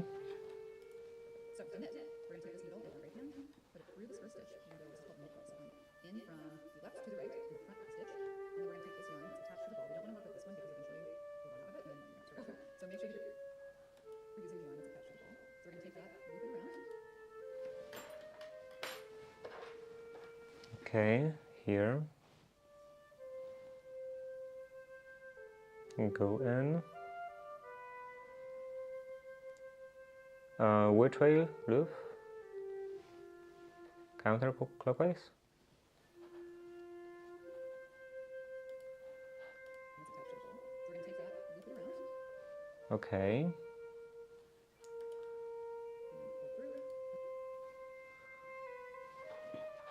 Maybe I need to actually go slower, normal even.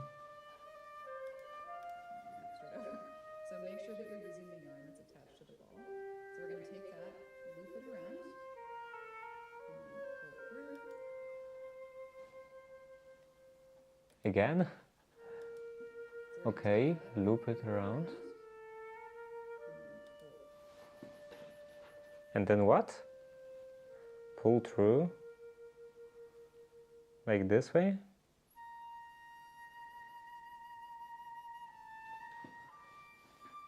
Did I see that correctly? Attached to the ball. So we're going to take that, loop it around, and then pull it through. So this has to be super loose. And then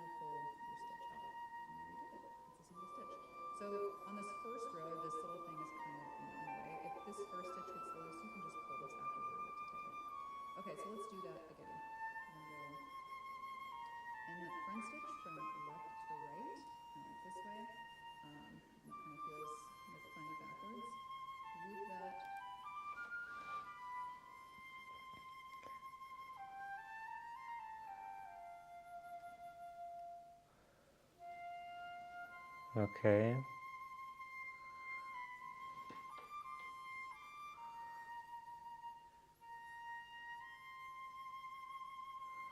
This.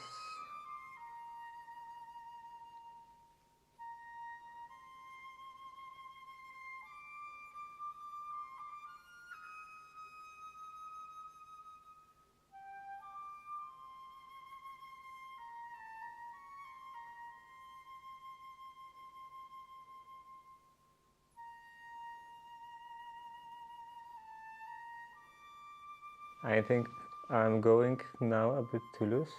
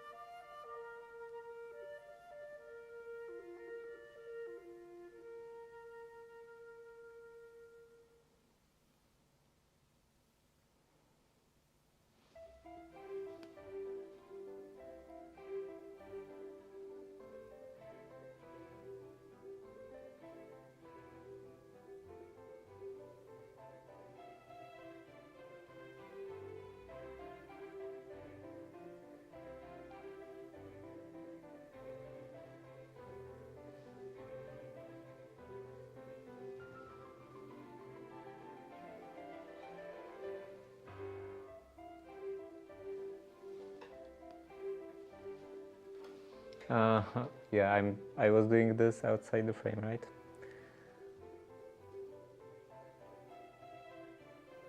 Here.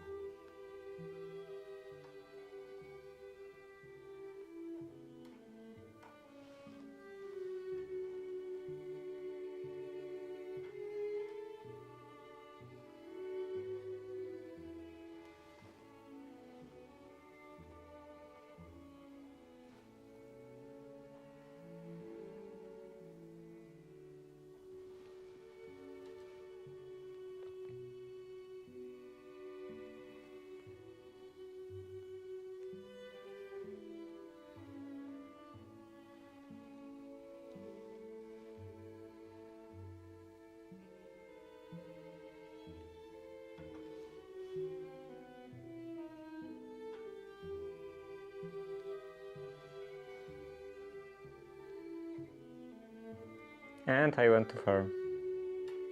But anyway, this is still, I think, too tight. I was starting a bit quite loosely in here.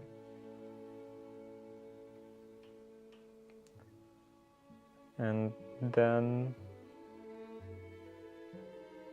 well, I think this is the tightest spot. This is a bit looser again, and this is maybe also this. So yeah, I actually got a bit tighter in the middle. Anyway, let's try again. From the beginning. And I think this will actually be getting harder and harder as this thread, as this yarn is getting more used up. Maybe I should actually cut this part off. I don't think I will. I don't think I will actually run out.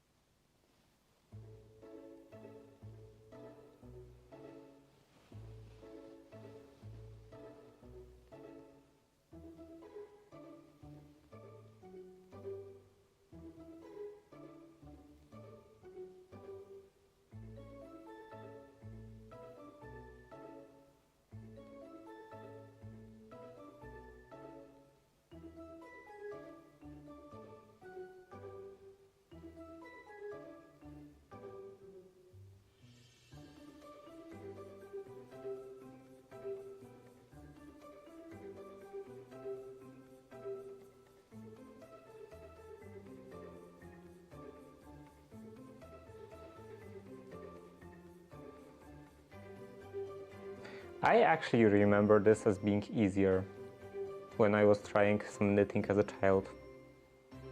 Maybe it's because I was trying with a thicker yarn and thicker needles, and this is just stupid to learn with those sizes.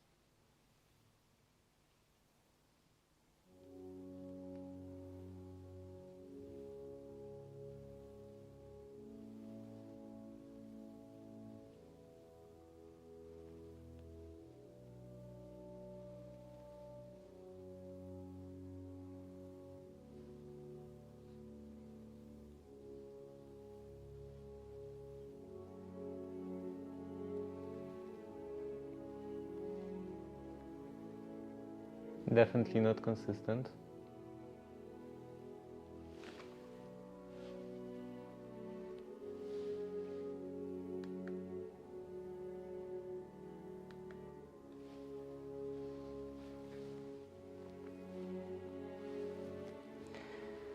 Okay, let's try. Try. Which one was the smaller one? This is definitely the smaller one. Try this again.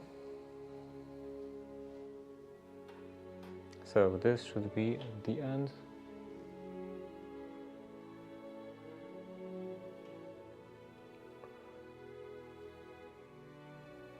At the very end in here.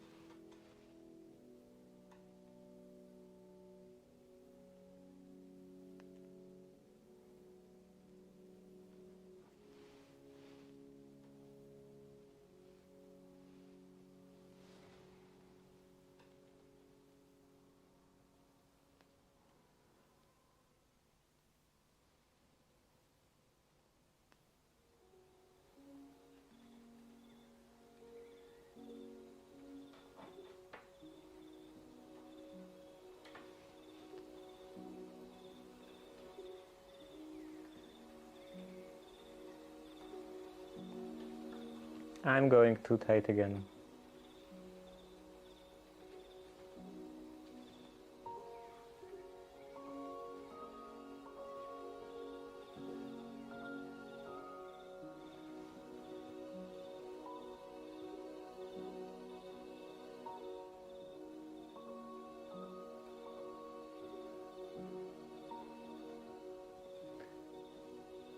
This will be a stream full of struggles.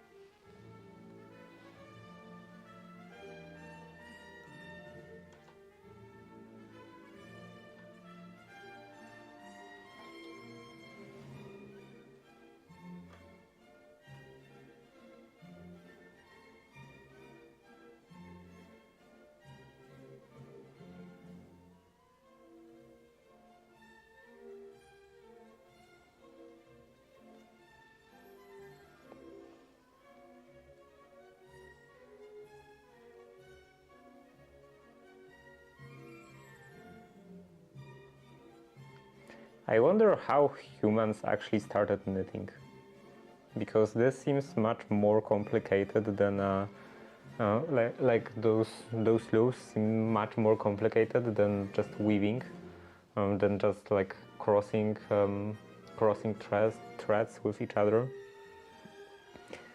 So how did people actually figure that out? Did they like were they just trying the random stuff out, or maybe this was well thought out, like the person who first started doing that, like specifically this kind of stitches, did they know what they want to do? Or were they just trying to tie some kind of thread, some kind of yarn, and in like different ways, and one of them eventually worked?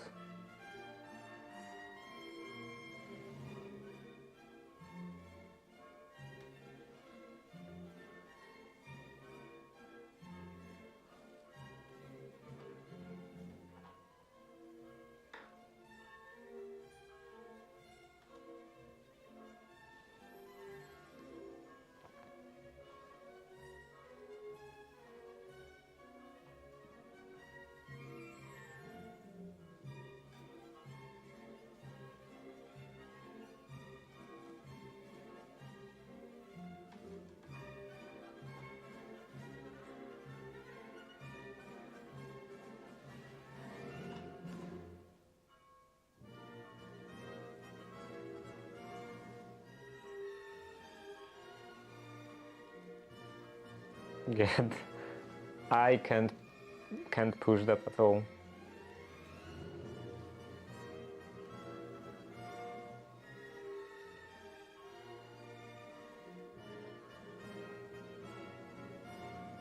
And also it seems uneven in here.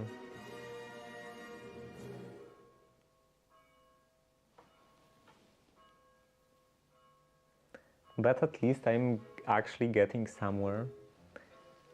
At first I couldn't do the second row at all.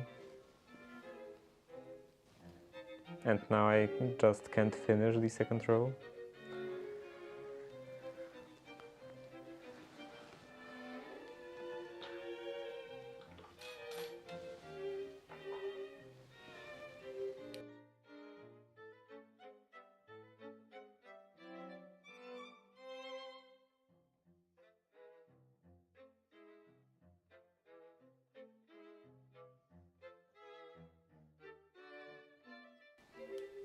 How are they actually holding this? Holding So make sure that you're using the working yarn? So we're going to take that all the way around, through, Okay, and she's holding it in her fingers, like lower fingers.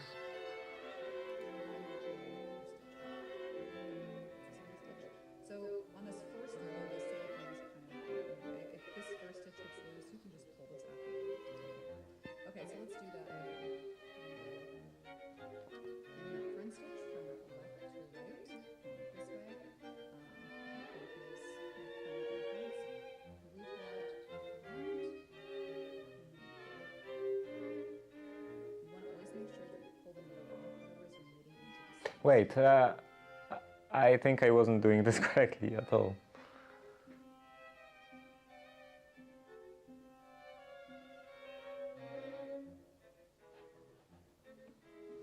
Okay, anyway. Let's try again. Another attempt. Somewhere in here.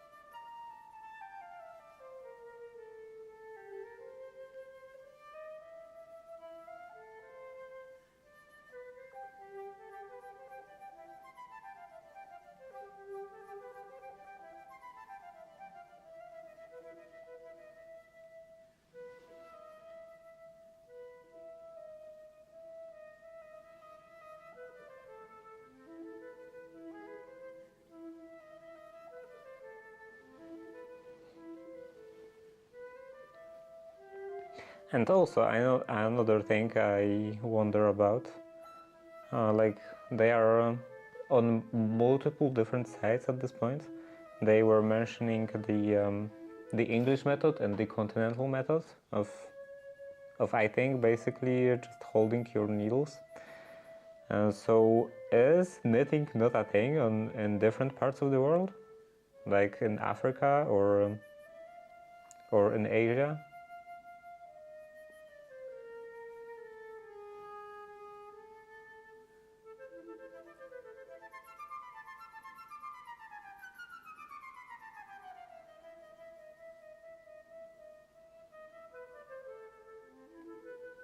Like traditional, I mean, because nowadays, of course, they are doing that. if not for recreation purposes, then as a job, because they are actually producing stuff. Well, mostly, usually, it's like operating machines, knitting machines. But still, I imagine that there are some places where they are doing hand knitted stuff.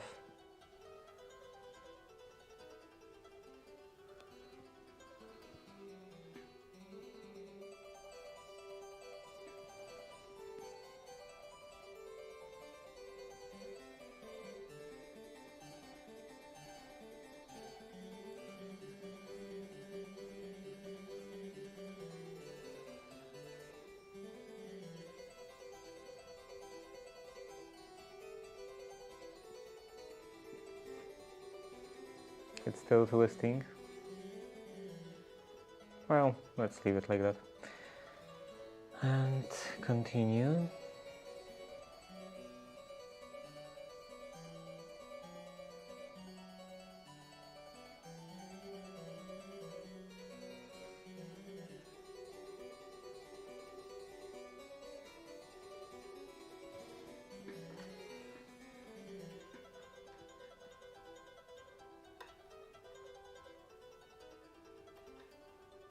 So now I think it's fairly good. It's definitely getting better. Here it's a bit too loose, the gap is a bit too big. But other than that, it's, well, also in here at the beginning. But other than that, seems kind of consistent.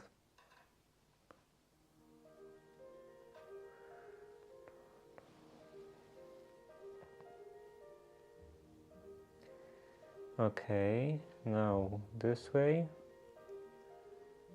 and pull through, take off.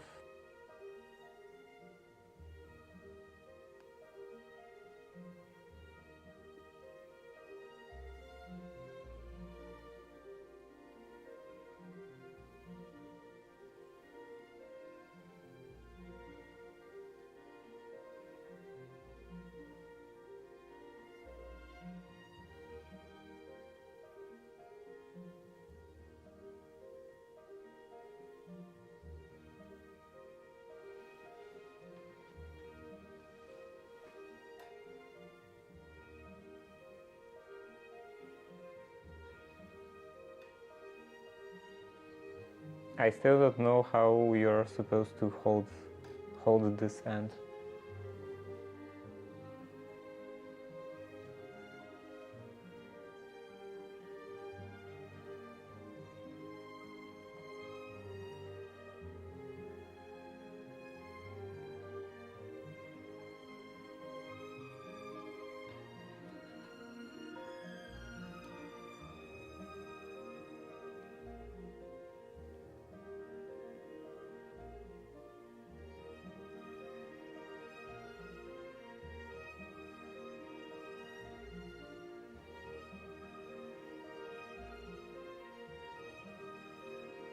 I think we are getting somewhere.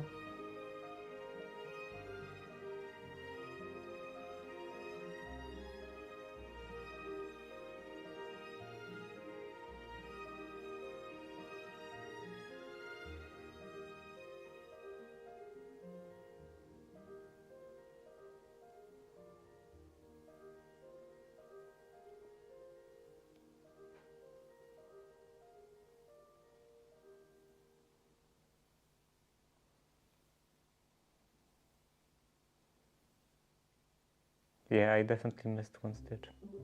Anyway, it is still just learning, just testing. So it doesn't have to be perfect. I will undo all of that anyway.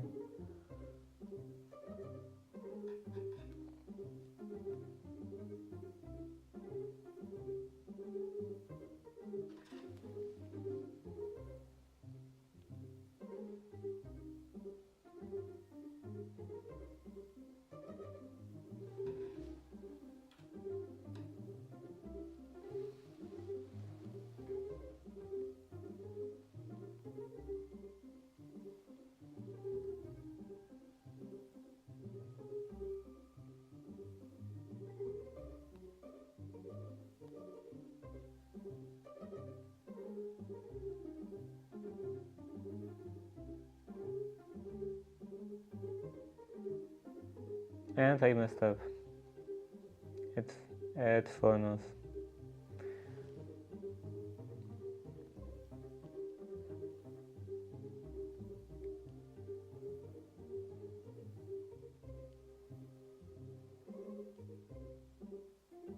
Okay, again.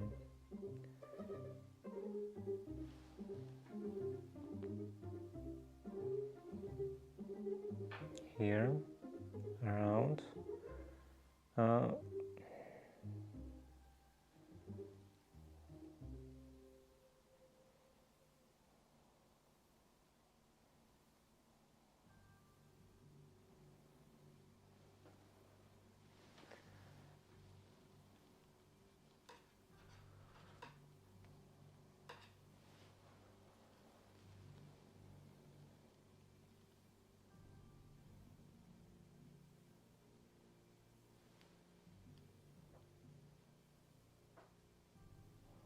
I think also today I want to learn this continental method.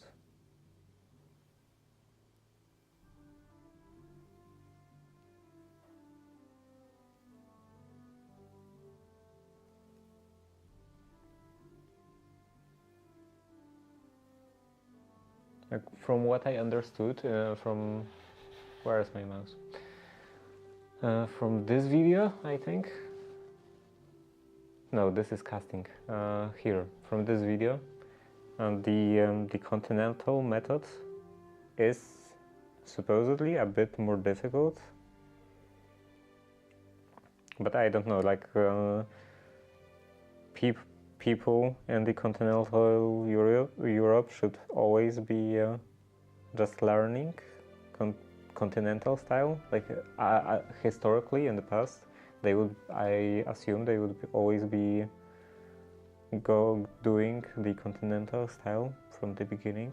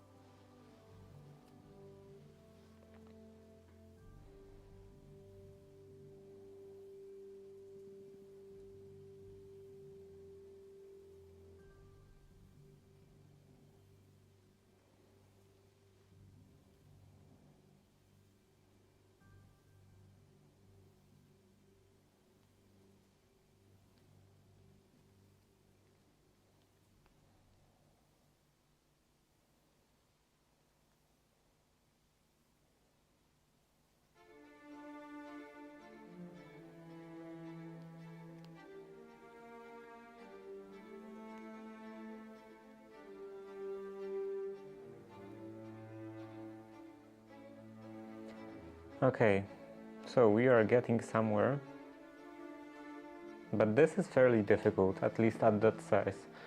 What would be this other method?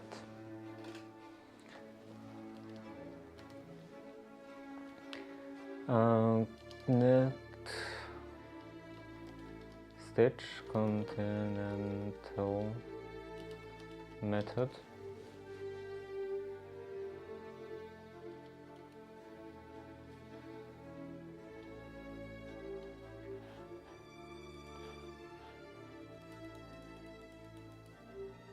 Great.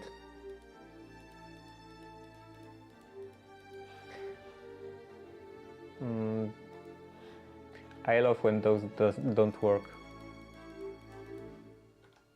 refresh. Still doesn't work. Show purposes. No, it doesn't work at all.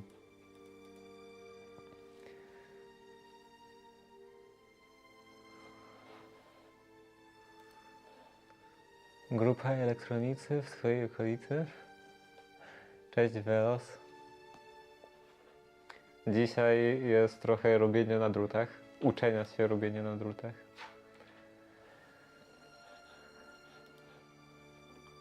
Okay, and I also can't scroll. Ciekawie. Tylko, że nie mam pojęcia, co robię. This is a terrible website. Worst website I've ever seen. Zabawa? Może. Bardziej cierpienie. Zresztą wszystko, co ja tu robię, to cierpienie. Okay, let's see this. Hi, this is Jill Wright from the Knitting Look. It's different, and usually you would continental knitting or picking. The main difference you're going to find between continental knitting and regular English or Scottish knitting is the way that the yarn is tensioned, and usually you would insert your needle and wrap with the English or Scottish style. This time we're going to tension our yarn with our opposite hand. So I'm going to wrap that around my pinky finger, and I'm going to take it up over my finger, so I have a tensioning contraption right here. And what we're going to do is we're going to pick the stitch. So instead of inserting and wrapping the yarn, we're actually going to scoop that yarn with the needle and pull it through to the front and slide it off. So this is a knit stitch. You're going to insert as if to knit, pick that yarn up, wrap it around the needle and pull it through the loop. So what's the difference? Again, insert that needle into the stitch, wrap it from right to left around the yarn. So you're pulling that loop through, and you make sure that you orient the stitch correctly with a slight diagonal tilt from the left to the right. So insert the needle, scoop the yarn, slide up, insert as if to knit. Okay, fine. So I can actually continue with it. Where is the end? Here. Like this and this. On the bottom. Jak już skończę studia, znajdę pracę, wolny czas. A jak się uda, to zacznę coś uczyć z robótek ręcznych. Ja się uczę robić na drutach głównie dlatego, że nie stać mnie na skarpety.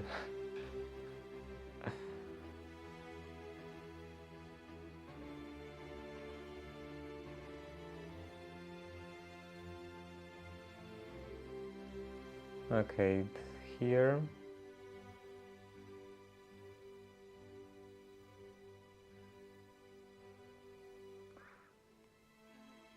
This, I think, is more difficult. I mean, I don't have to constantly readjust the other finger.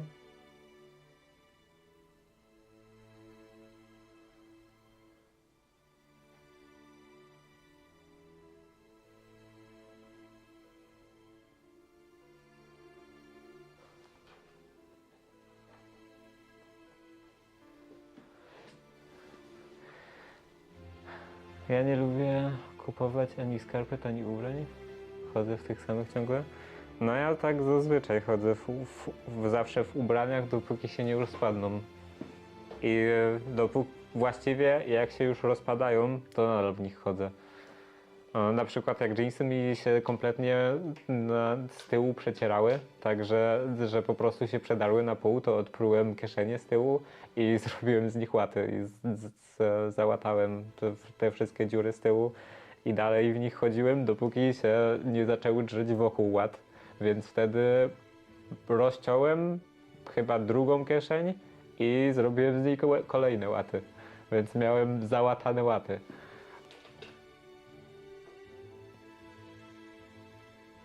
Yeah, this is more difficult, at least at this scale.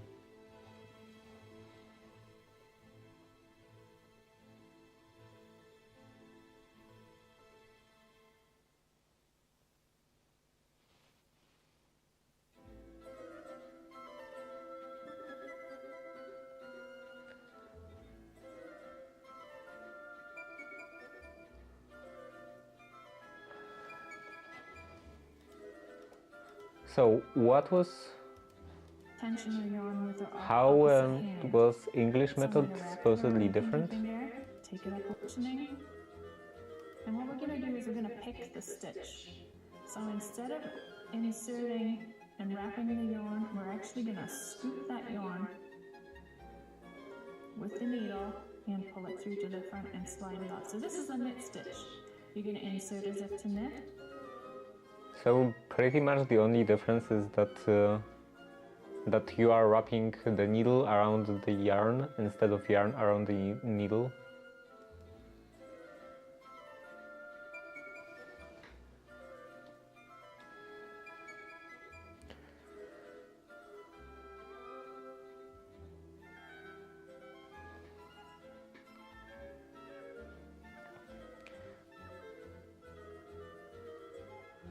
And yeah, as I've been constantly saying, it's definitely stupid to learn knitting at this scale with 2mm needles and fingering weight fabric yarn. I'm used to saying fabric because of all the sewing. Now it's yarn. Hello, Atom. I'm trying to do some knitting, struggling to do some knitting.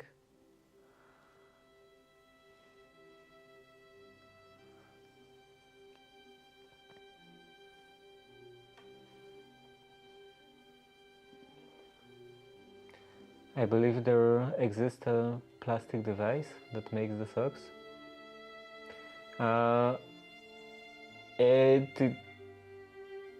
Knitting is very hard. I would say for me at least, the hardest part is keeping the correct tension of the yarn. Like just the process itself is not too complicated. And keeping the correct tension is, I assume, something you just develop with like muscle memory and stuff. And yeah, plastic device that makes socks. If you think about the same device I'm thinking about, it's actually just copy of normal traditional sock knitting machine. And they were made out of metal for ages. Sock knitting machine.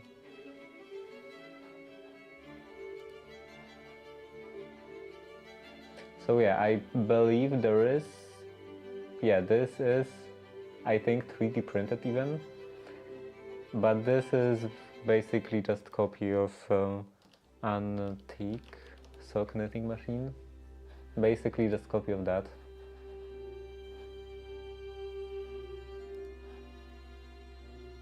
And yeah, that has been a thing for quite a long time. 1924, and it would be nice to have something like this. Maybe I was actually considering that maybe I should try to 3D print one of those.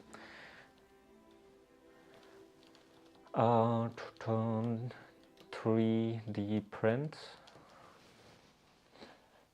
because you can 3D print those. But I'm not sure about the actual results.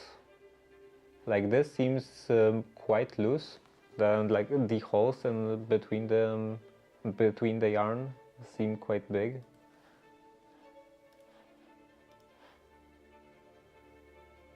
Maybe it's just a matter of adjustment, like keeping the tension higher and stuff like that.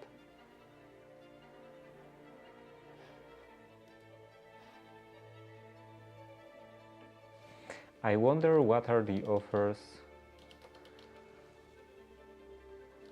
of what would that be? Like sock machine?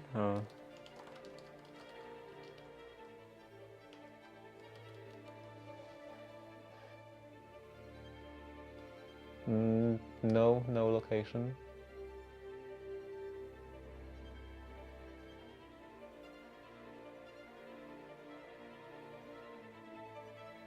I actually have one of those. I own this. Like maybe someday I would actually use it. Never. Okay, there. What is this? What is this? By the way, I just love this website. Like you click on the image to make it bigger, and it doesn't actually get bigger. It just adds this useless background.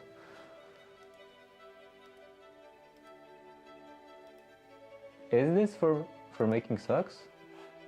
It's very big.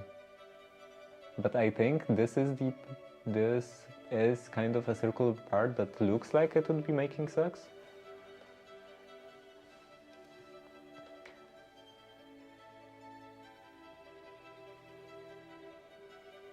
It's a universe of distinct methods, stitch patterns.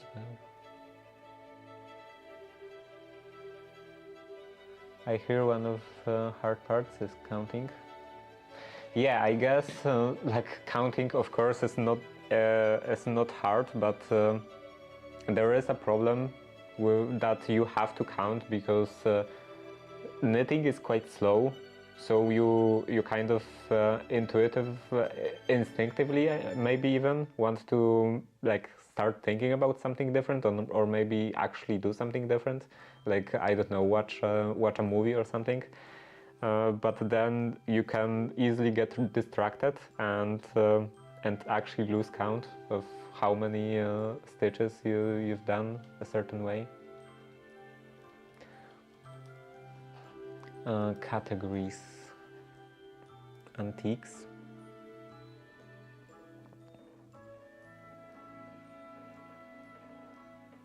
Those are antiques? Okay, so there is only this. So looks like the only way for me to have a machine like that would be to actually make it, to actually 3D print that.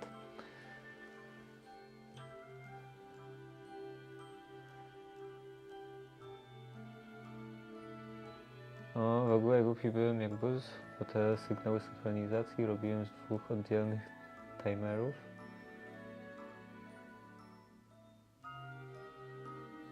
Jeden sygnał dryfował względem drugiego, teraz znowu mi się nie chce tego zaczynać, w sumie jest proste.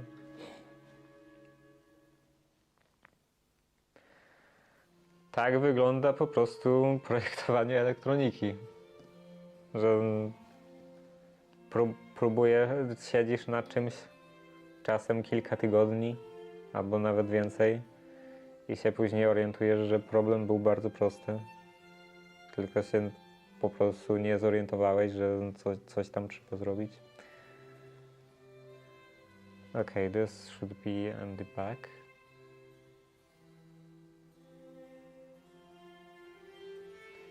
Around.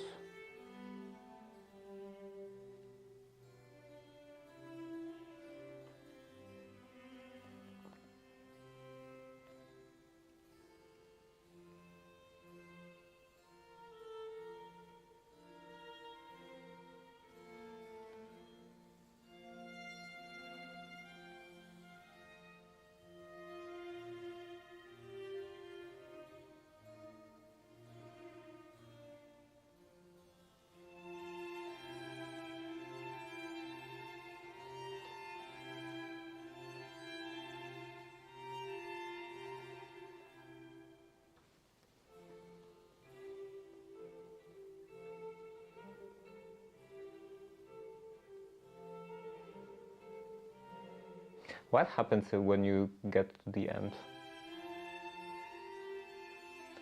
Zrobię przerwę od tego, może sztuką się zajmę. moim beztalenciem. Też chciałem ostatnio się, no właściwie nie ostatnio, a od dłuższego czasu chciałem się trochę zająć rysowaniem. Kiedyś, dawno, dawno temu, a trochę tam nawet umiałem rysować, a przynajmniej w porównaniu z moimi rówieśnikami.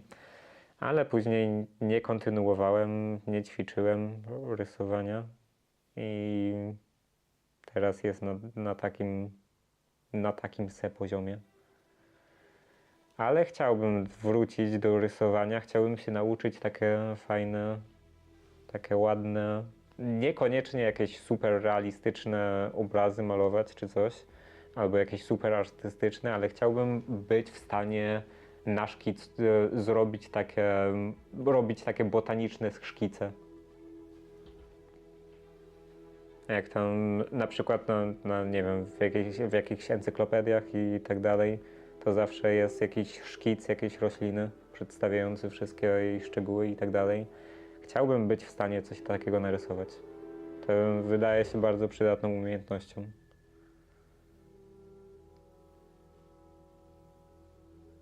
Do robienia wszelkiego typu notatek, estetycznych notatek i też użytecznych I messed up. I też użytecznych notatek.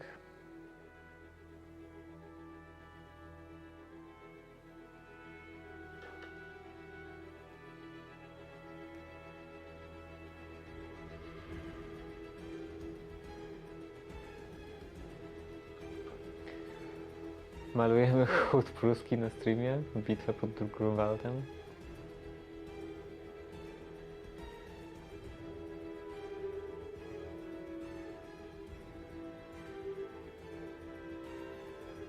It's definitely super stupid to learn on something like that. Maybe not in here.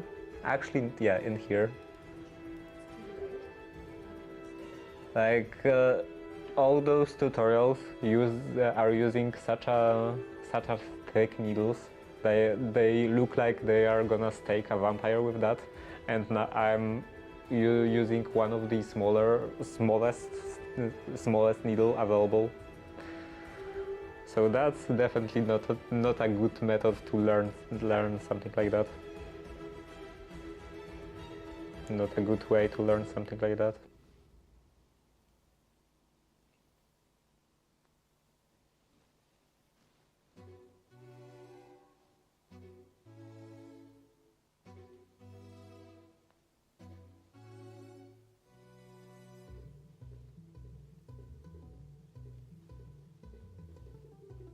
Van Helsing needles.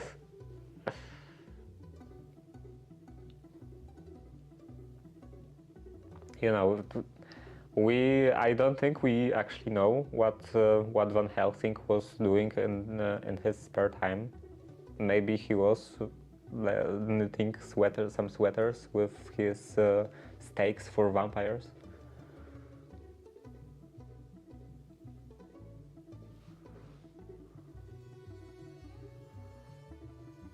You know, you don't stake vampire every day, so I guess they shouldn't just lay unused.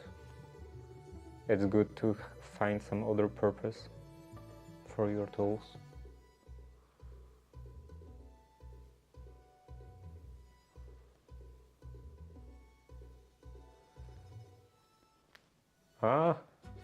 Too far. Okay.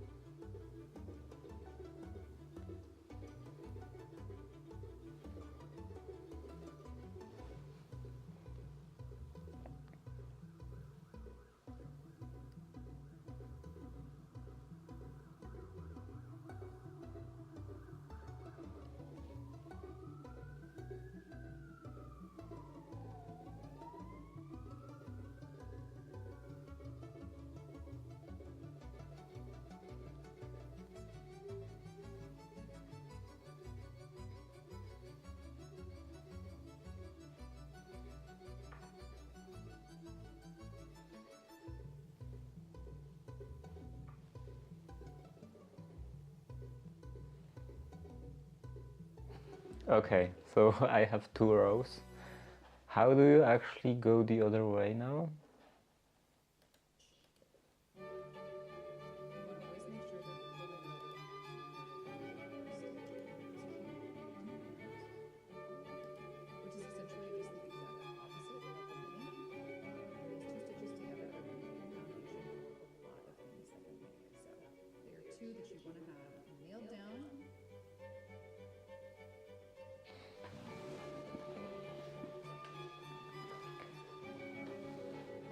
Remember to keep working yarn consistently.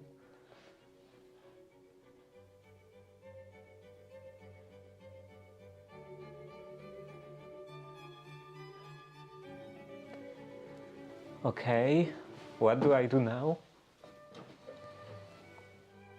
Like just switch the needles?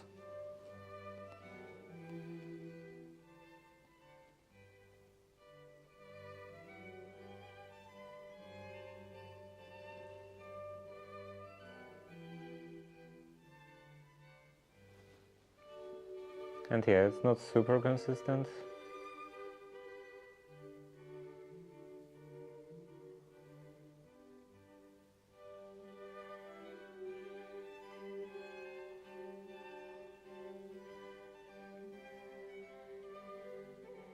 And also at the end I think I went into the middle of the yarn.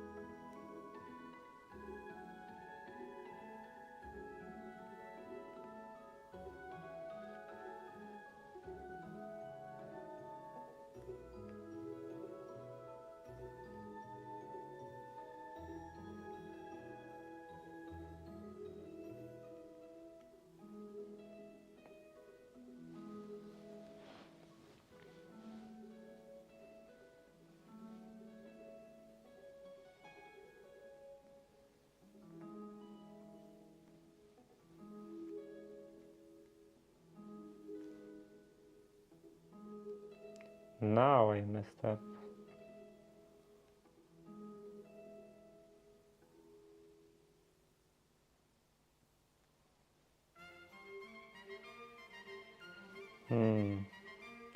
I think this one, last one, should actually go back in here.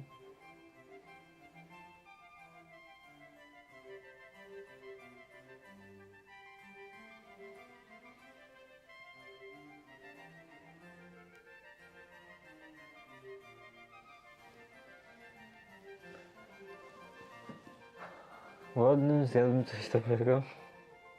Nie, ty jeden. W sumie nie jestem głodny. Ja właściwie nigdy nie byłem, praktycznie nigdy nie byłem głodny, ale i tak bym coś zjadł. No dobra, nie po prostu coś specyficznie, tak konkretnie coś dobrego.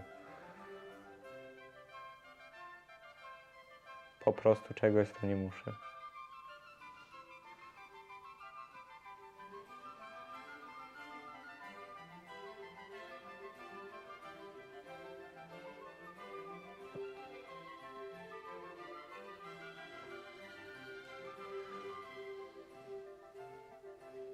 I'm constantly going outside the frame.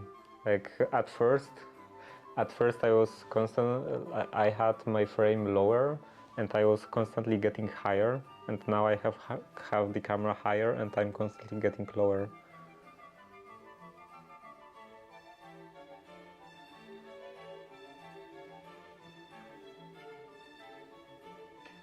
Ja mam taki okres, że więcej zjem mimowoli, a potem czuję większy głód. To potem czuję większy głód. Ja, jak mówiłem, praktycznie nigdy nie czuję głodu. Ja mam w telefonie ustawione przypomnienie o jedzeniu obiadu, o zrobieniu obiadu, bo jak tego nie miałem, to często zdarzało mi się, że po prostu zapominałem jeść obiad. Ja, żebym czuł głód, to muszę nie jeść tak z jakieś 20 godzin. Tak więc posiłki jem według zegarka, nie według głodu. Nie według poczucia, że muszę jeść.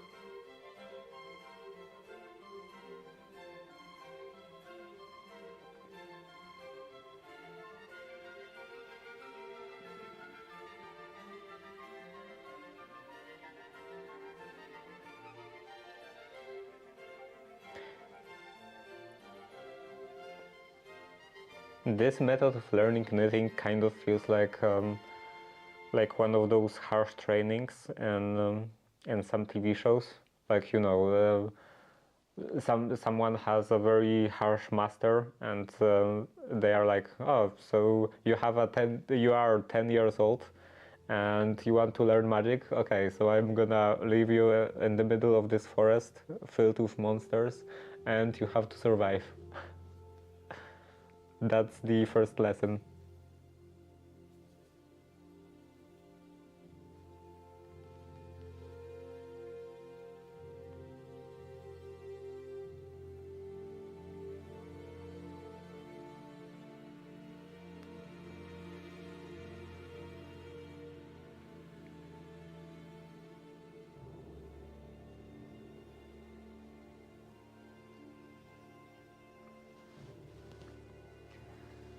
You're getting it? Nice work.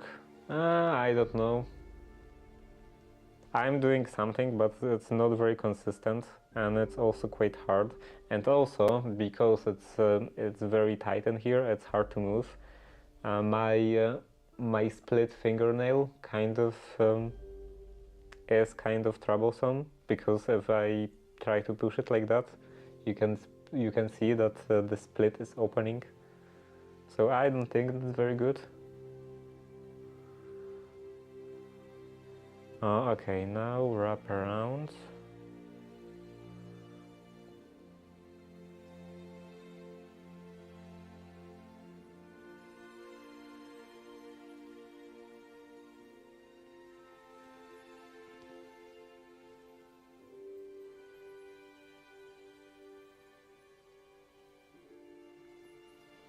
Booty shorts incoming. No.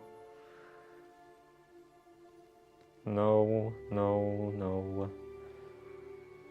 Maybe knit tie incoming someday.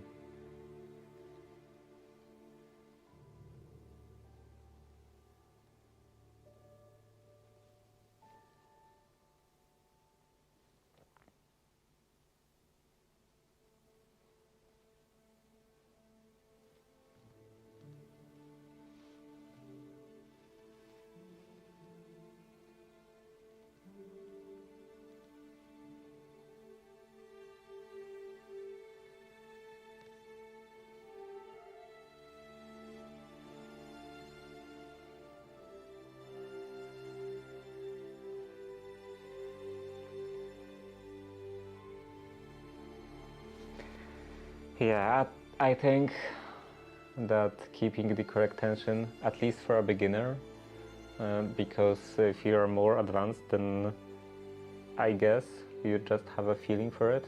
But for the beginner, definitely the hardest part is keeping the correct tension, consistent tension, and also not being too loose or too tight.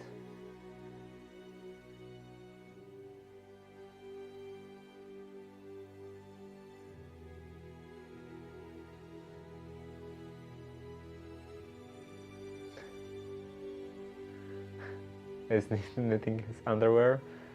No, I'm not. Like, I will be knitting technically underwear because I will be knitting socks, but I'm not knitting socks yet. For now, I'm just learning how to knit.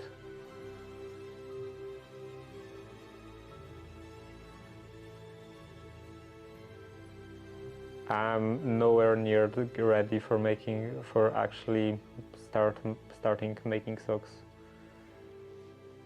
Definitely not today. Maybe tomorrow it is possible that I will start tomorrow, but not today.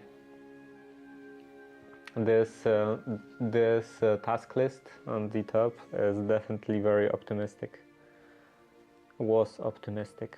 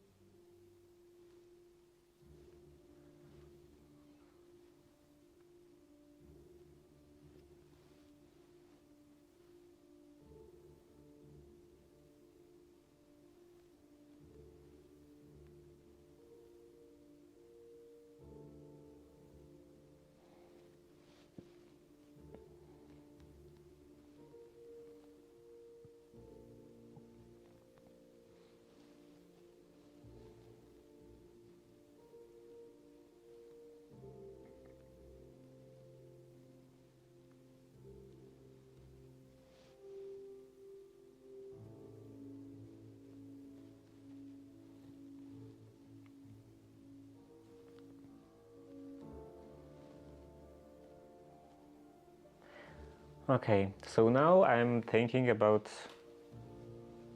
size equivalents in knitting needles. US knitting needle sizes. What are the equivalents to I guess European conversion chart? Okay, metric. There is also UK size. Okay, so I'm using size 0. Looks like this is the smallest size available. I'm using smallest needles. And Japanese needles are completely different, and looks like they are not even consistent. Like it's 0.1, 0.4, 0.7, 0, 3, 6, 9, 2, 5. So this is 3, 3, 3. Okay, they are just spaced by 3.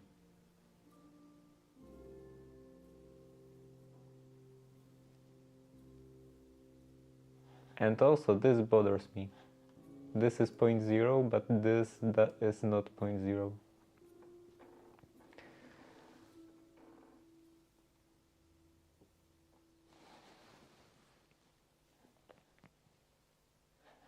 Yeah, looks like this is actually the smallest size. Smallest size of needles. Is there 175? Knitting needles 175.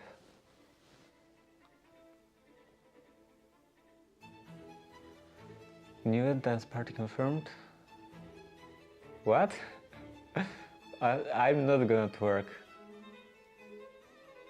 What dance party? Aluminum interchangeable circular knitting.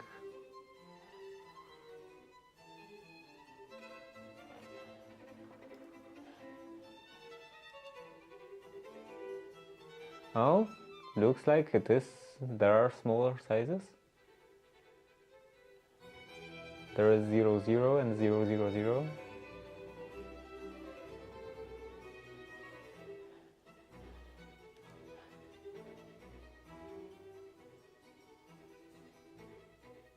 Wait, this is not consistent.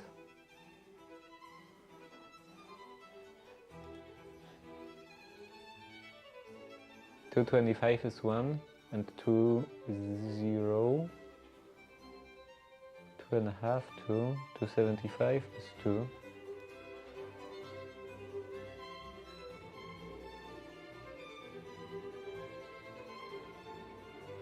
Yeah, this seems wrong. Anyway, looks like it's not. These are not the smallest needles available after all.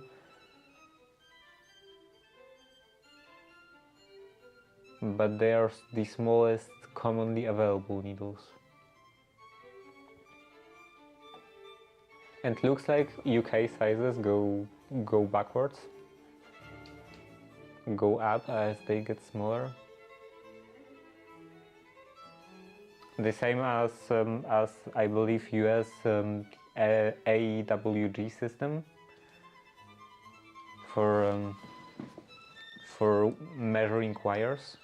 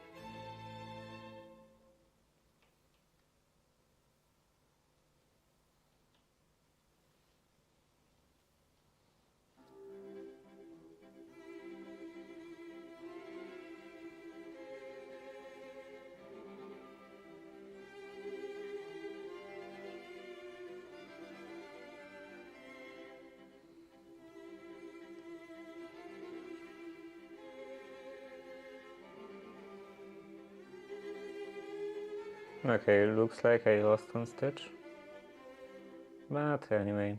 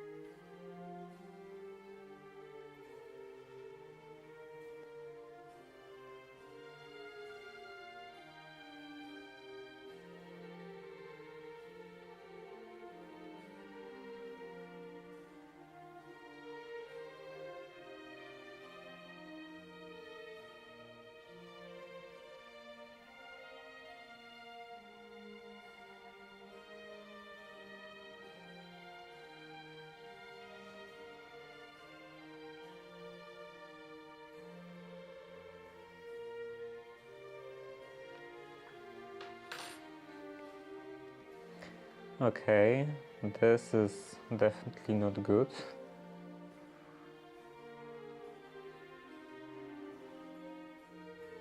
But I think it's not that bad either. Not great, not terrible.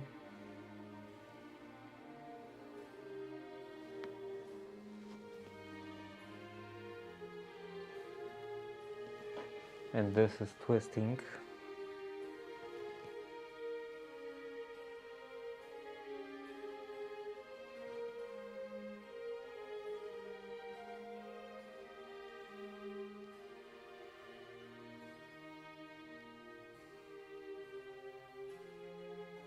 Now it's twisting the other way.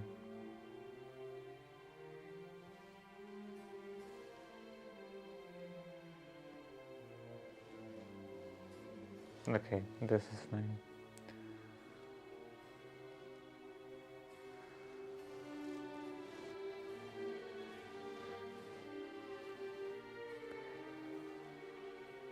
So, I have all these stitches on this side.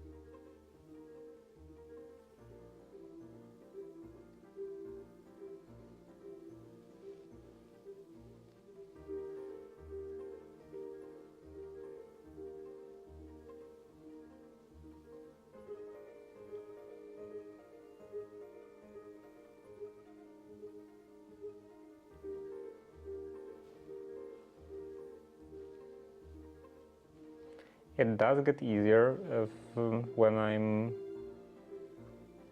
using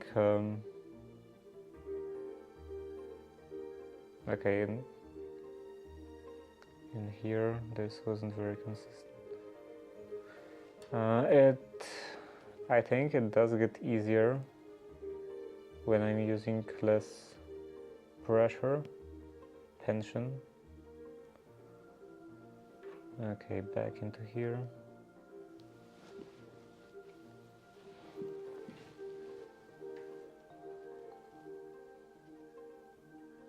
But because I'm handling this so much and also reusing, actually at this point I don't think this was reused. But anyway, I'm handling it so much, it gets quite fuzzy.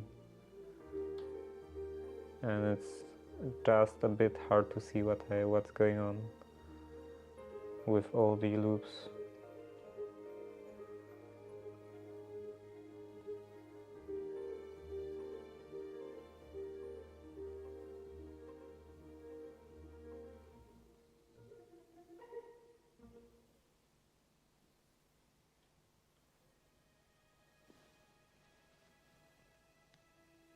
This should be in co-working.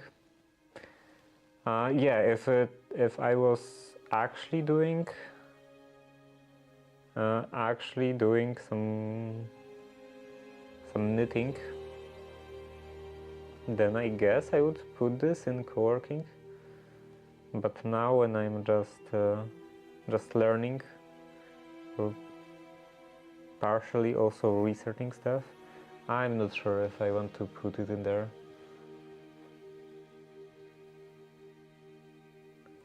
Maybe at this point I should, because now I'm mostly just practicing.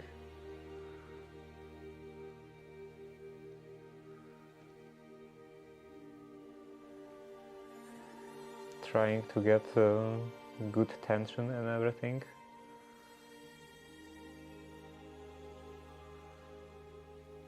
Yeah, now this slide's much better.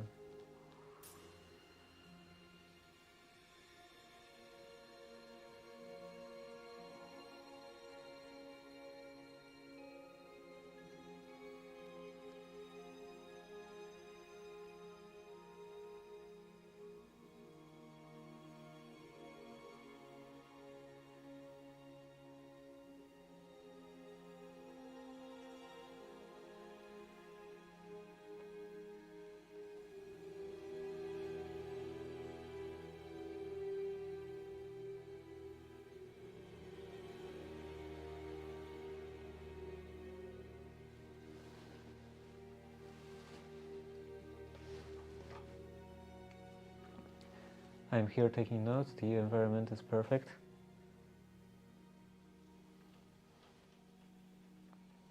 I'm using a lot of force, I'm bending the needles. Environment is perfect, music is soft. You're not doing anything loud. Okay, maybe this could be good in co-working.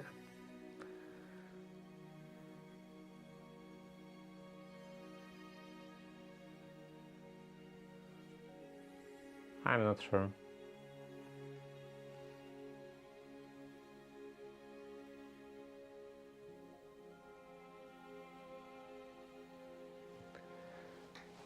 Okay, I think I will put this in co-working.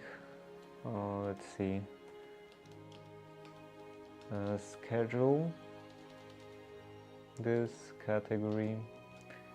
Co-working.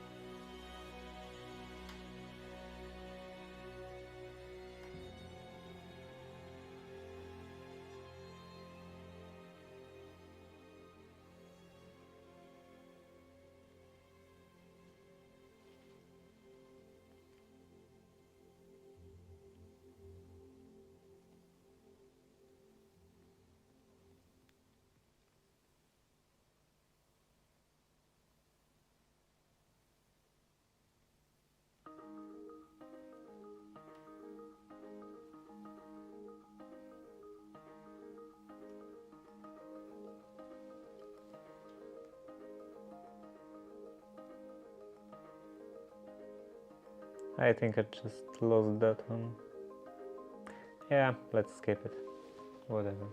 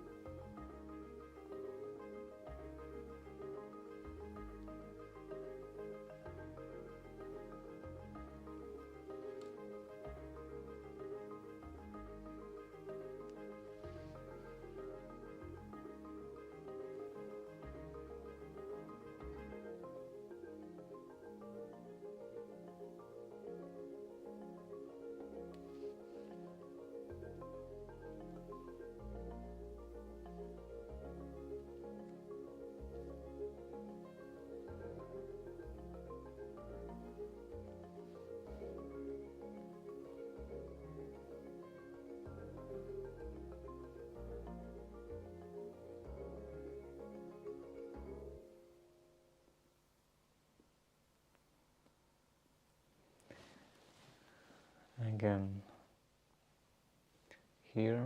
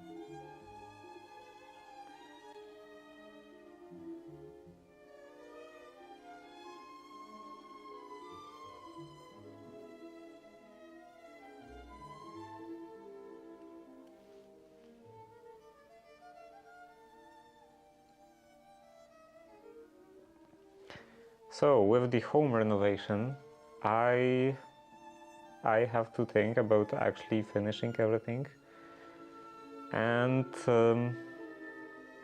with the finishing comes painting, because like in the corridor I don't want to do the wallpaper. I'm just gonna paint it, mostly because that's less expensive, and also like I think the like entrance corridor is most prone to any kind of damage, getting dirty and stuff. So I want something that's not so pristine, that I won't worry about getting dirty.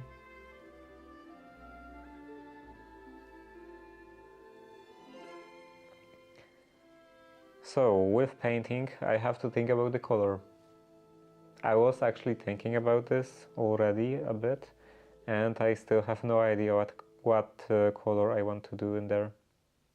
The doors are white, and there is not a lot of light, at least natural light, because of course there are lamps. But with for natural and I skipped. For natural light, there is pretty much only light from the door. So the door looks like this. The like outside the entrance door. This would be the door, and there is a window somewhere in here about this size, and there is also a window over here, like this. So this and these are the only sources of natural light, and apart from that there is only artificial lighting. So I think the paint should be something quite bright, and also this is from the east, yeah, east side. So it, apart from the beginning of the day, it also doesn't get that much sunlight, like direct sunlight. So yeah, this space is not very bright.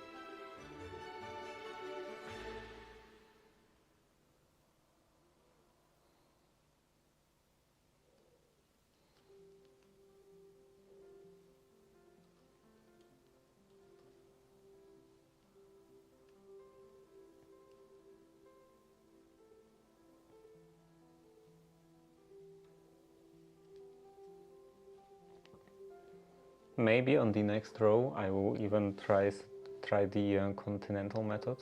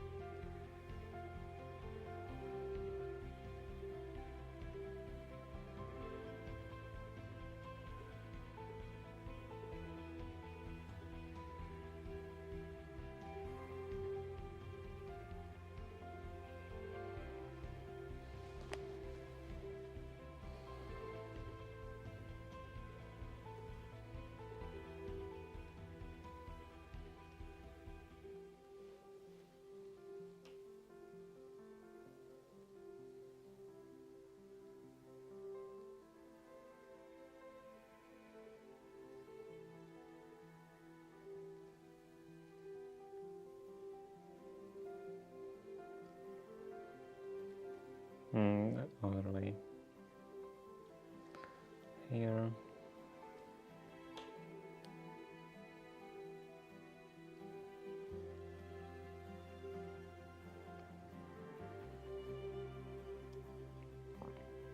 I do intend to make at least one pair of socks on stream, but later, after that, I think I think I'm gonna do them in my spare time.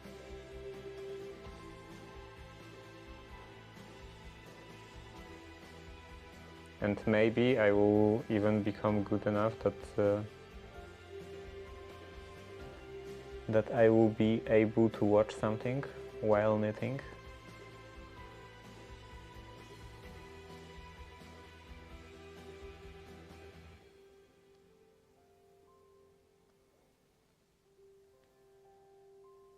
Watch a TV show or something.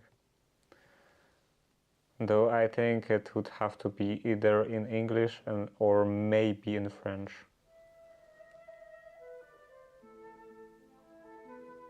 Because reading subtitles while doing this wouldn't be very good, I think.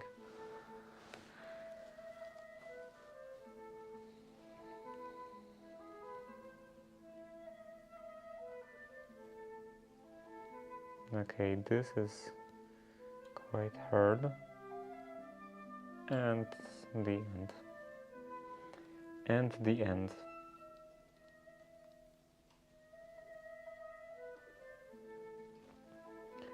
So now it seems it's much looser. Much better tension.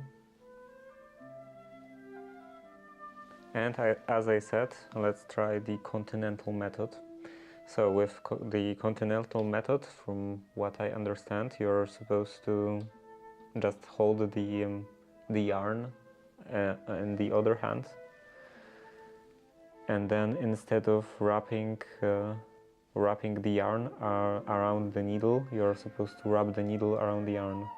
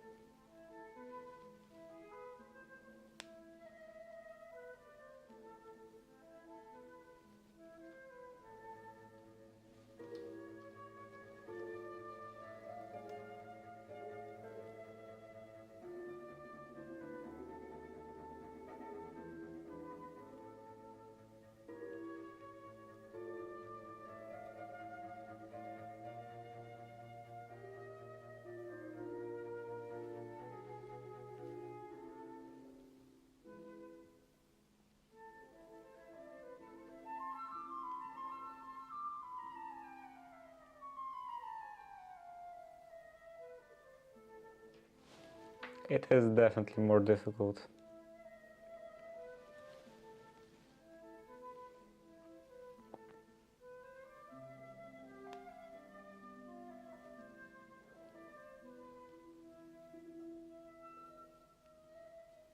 It's more difficult because of the fact that when I'm keeping the yarn in this hand and then it's angled this way, away from my hand, instead of towards my hand, towards my working hand.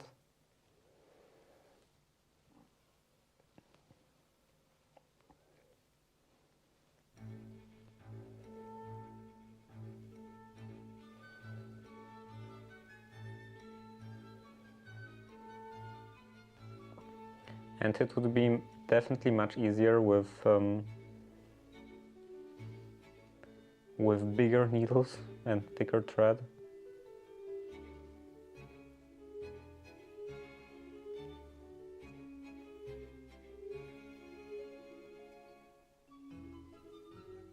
And thicker yarn. I'm really used to sewing.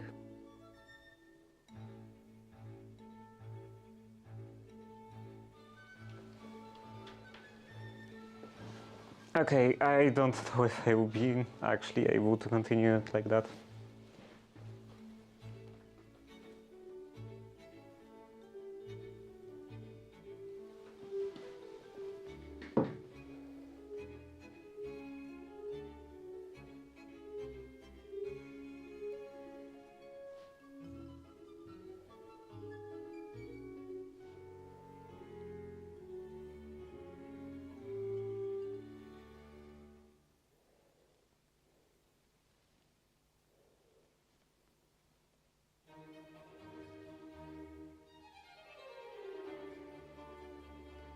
Yeah, maybe later, sometime in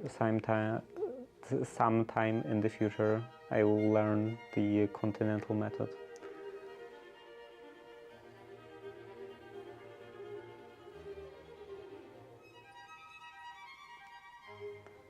Now I can't put the needle in. Why is this one so tight?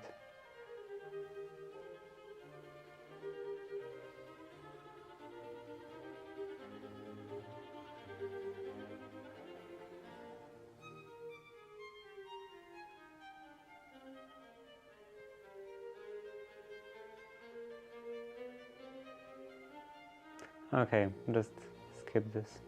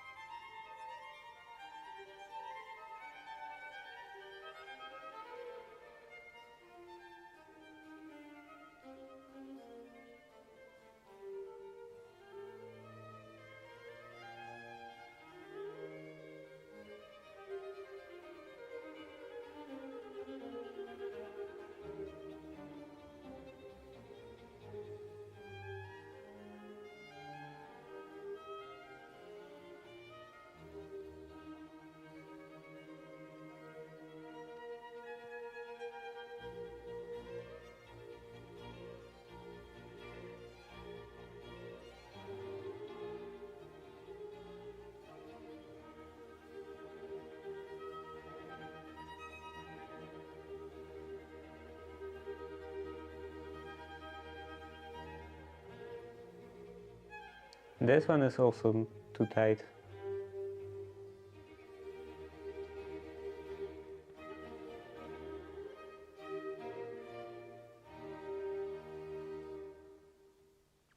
I can push the needle in, but I don't think...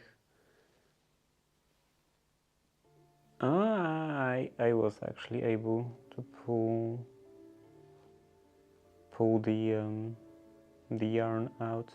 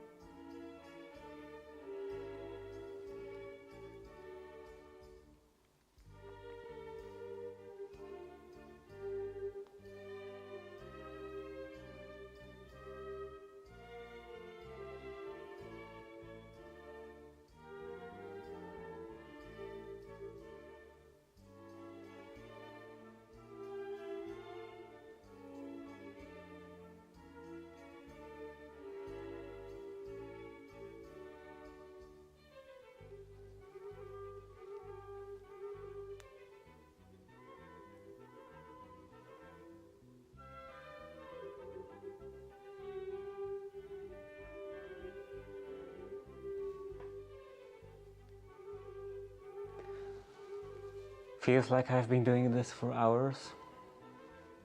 And yeah, it's actually the case for almost 4 hours.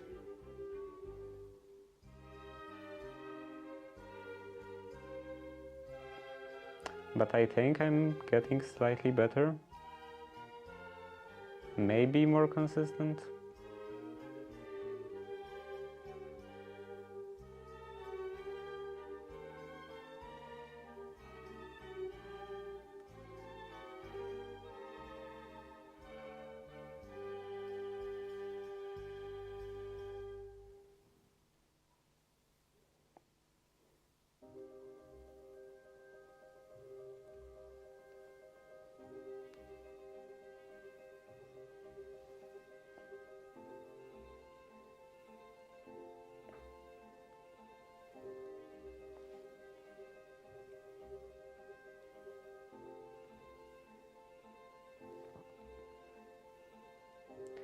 Maybe tomorrow I will try the continental method.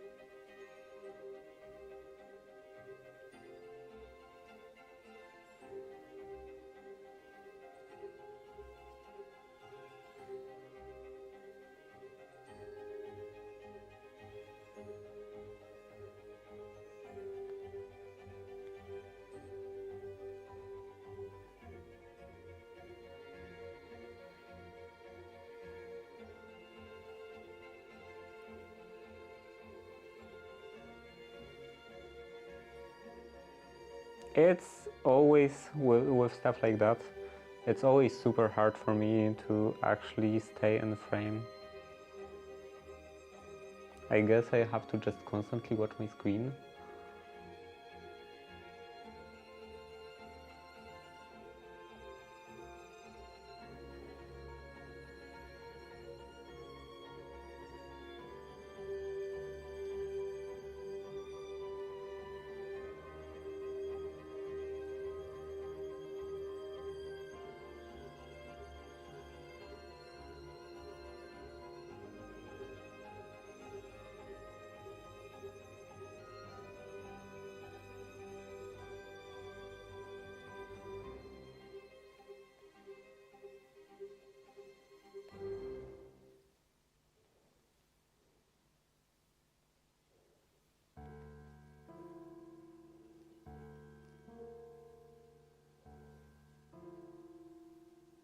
And also because I'm done with, okay, maybe not completely done. Okay, one more stitch until the end.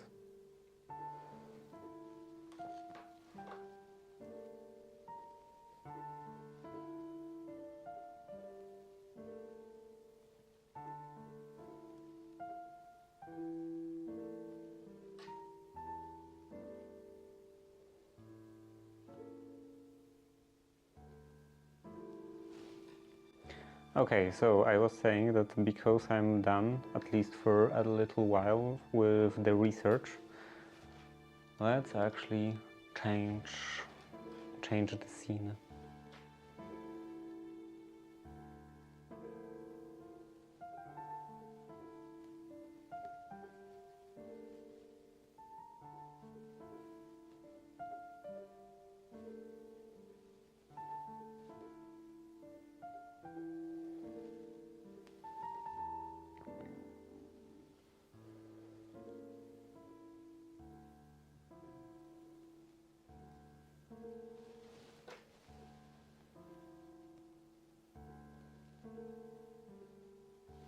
Maybe I will try this again.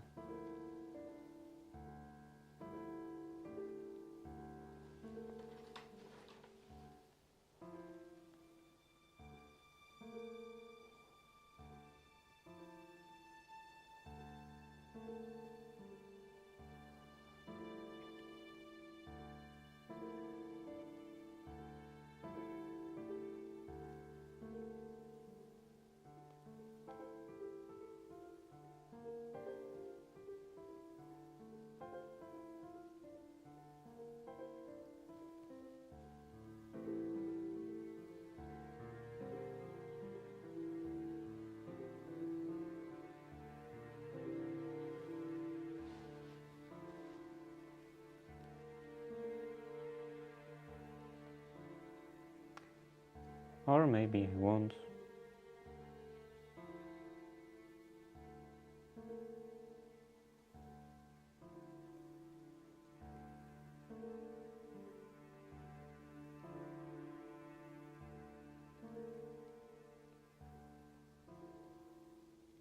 Let's skip this one. Looks like it's a bit defective.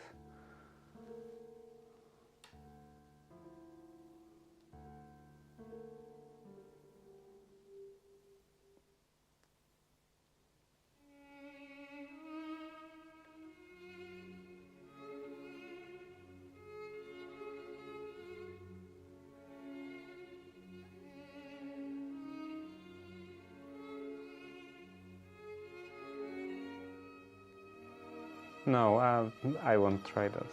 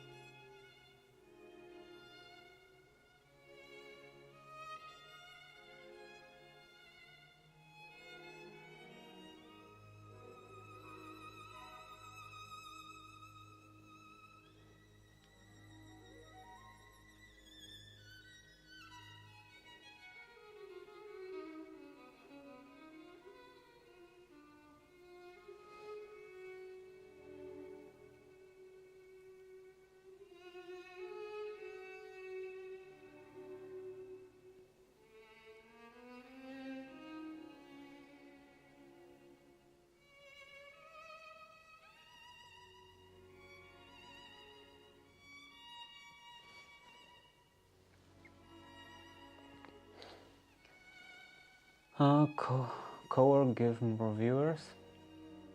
You should add a task list. Add task list overlay. There is a task list overlay, like in here. It's in here for like all the time.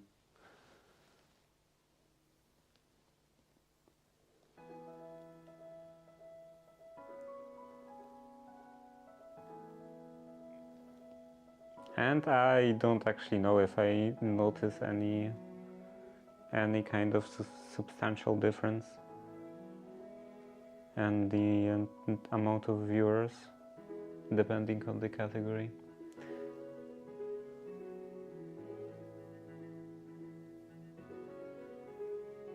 Like, to be honest, my typical view count is not really high usually, so like even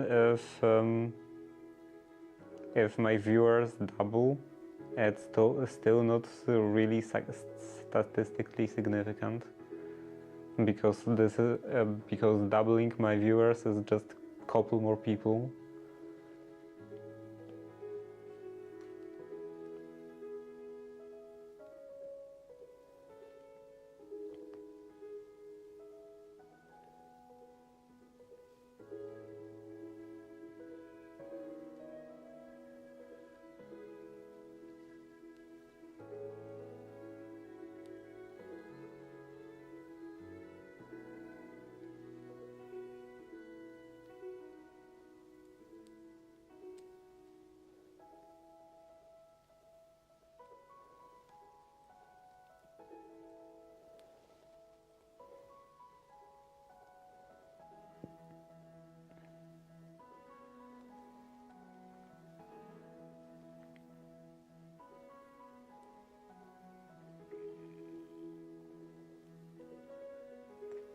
And yeah, for many projects,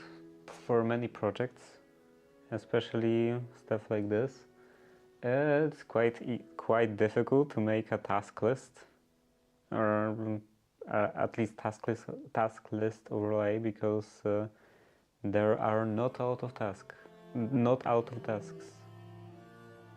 Like, I'm doing some very boring stuff. So I'm doing pretty much the same thing and the entire day.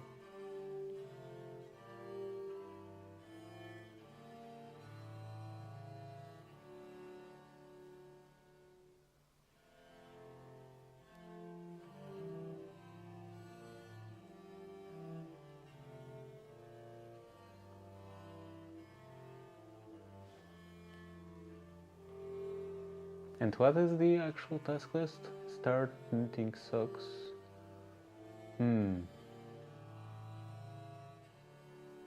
Okay,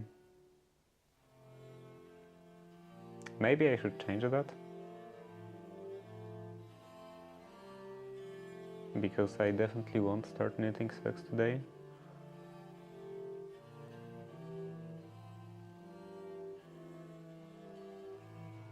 I will be lucky if I start knitting socks this week.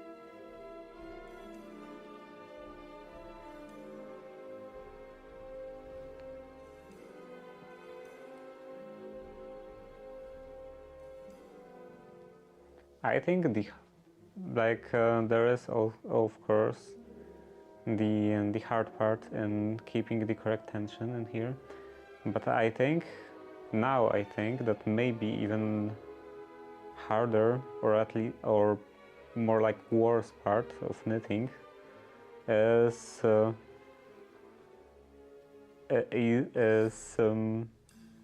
like dealing with my legs. At this point my legs actually hurt, and it's probably because specifically my setup in here, with the fact that I can't really put my legs under the table. I have to keep them to the side.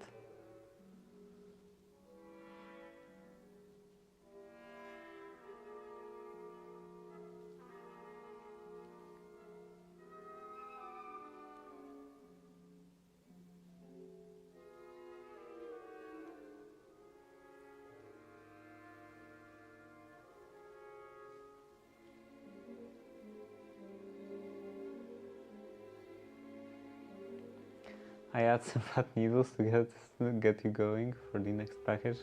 I don't want fat needles. I could probably find them if I wanted.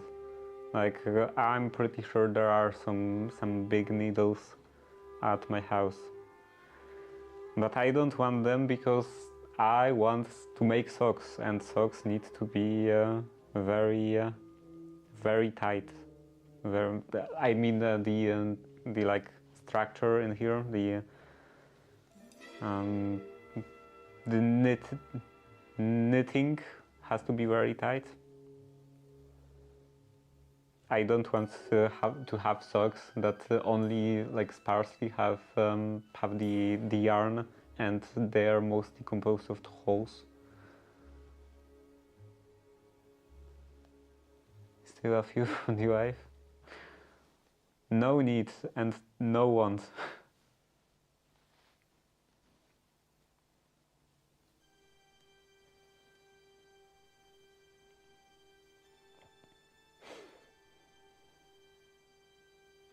But yeah, regarding the ad.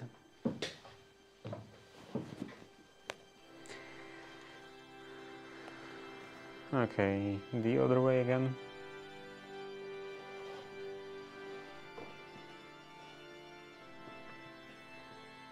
I think my legs are gonna fall off.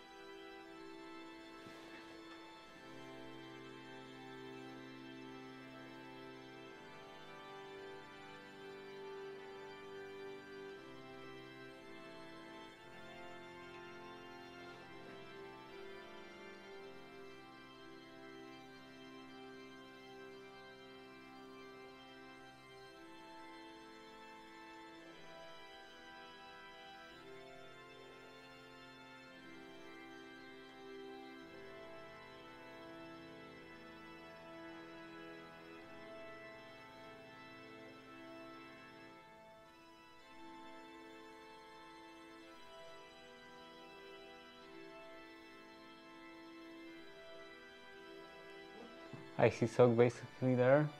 I haven't even started making socks. Like this is not gonna be a sock. This is just practicing basic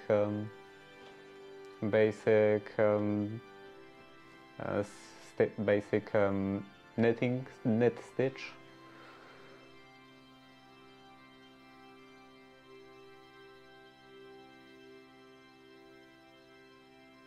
I haven't even started researching the patterns for the socks. And I messed up completely. Okay, this goes in here. Go back and back in here.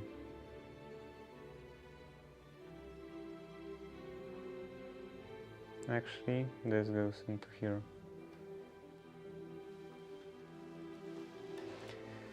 So yeah, I was saying about my legs.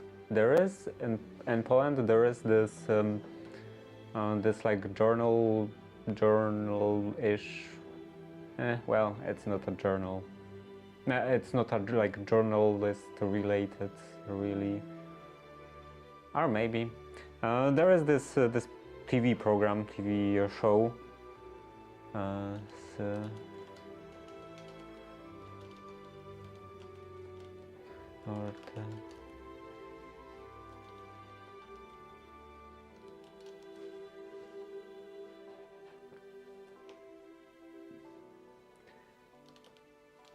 yeah, there is this TV show about like different problems of people, and the like host of this program, Elżbieta Jaworowicz, is pretty famous for sitting like this. And yeah, I basically also have to sit like this because of my table, because I can't really put my legs under the table. I have to keep them towards the side, and this is not very comfortable.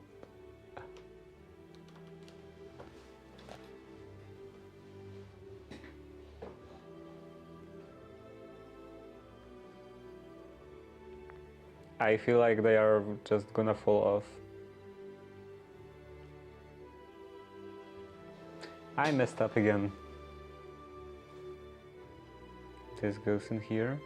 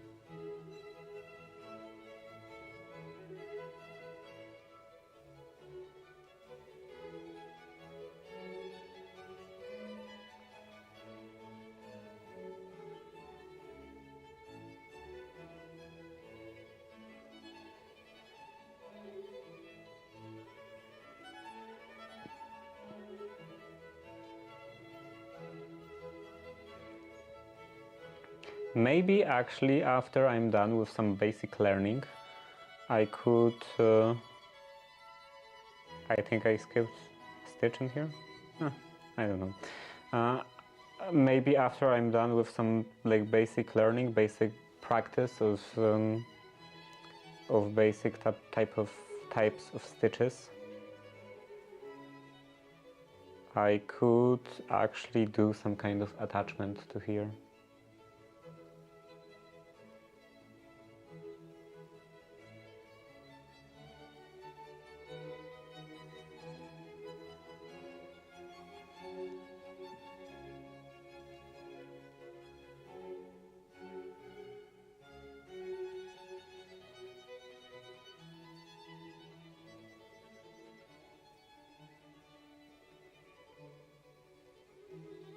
I guess it would be a temporary solution, because in like for the actual solution I want to have something that would that I could pull out from under the table. But for now I think I will do something like you know, like furniture board, particle board, and then just attach two legs to it, and the other side somehow attached to this apron of the table, and then have basically just additional working surface that would have some space under it, so I can actually put my legs into it. Put my legs under the table, and also it would be lower, suitable for writing, because I want to finally do the writing practice learn how to write properly.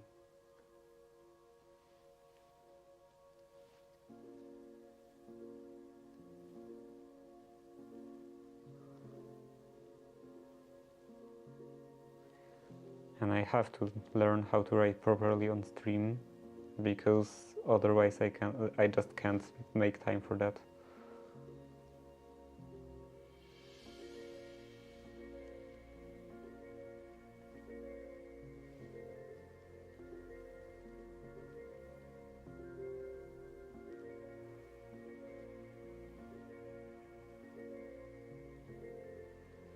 In what category would learning how to write properly go?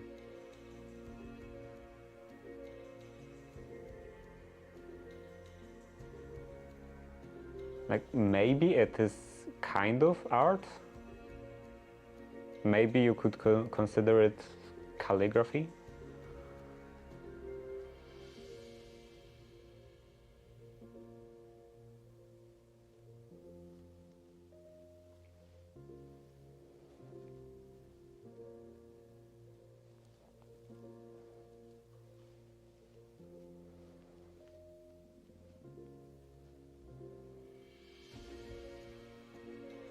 I wouldn't really call it calligraphy.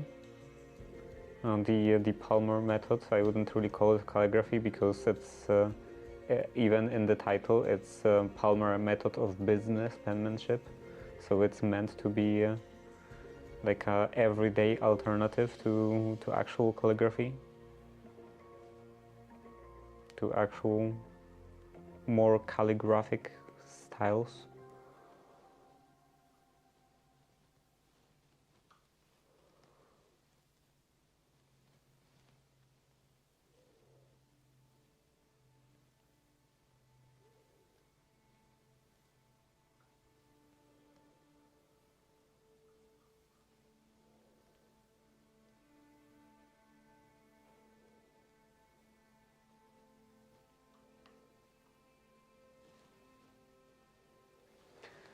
When is your birthday?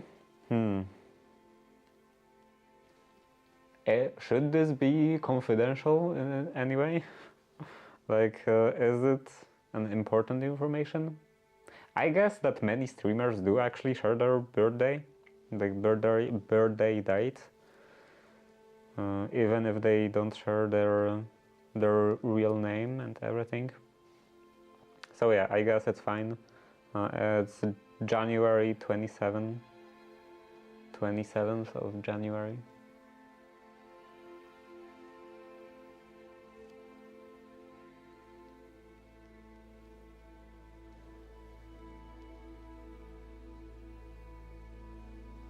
I won't tell.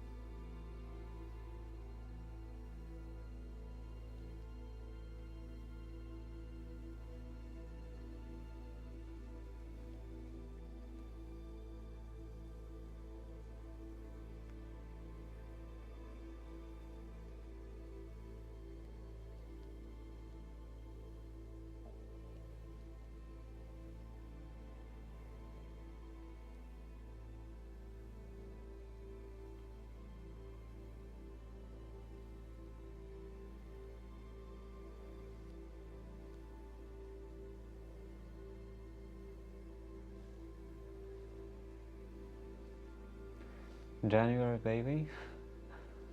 Garnet Burstone, nice option there. Nice option there. Lots of colors in the garnet.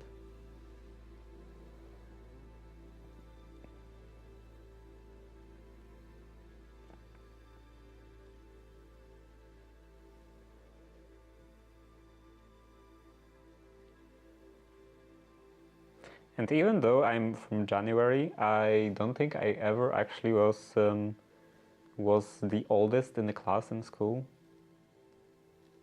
Like in the elementary school, and then we actually have, well, now we don't, but when I went to school, we actually divided elementary school into two different schools.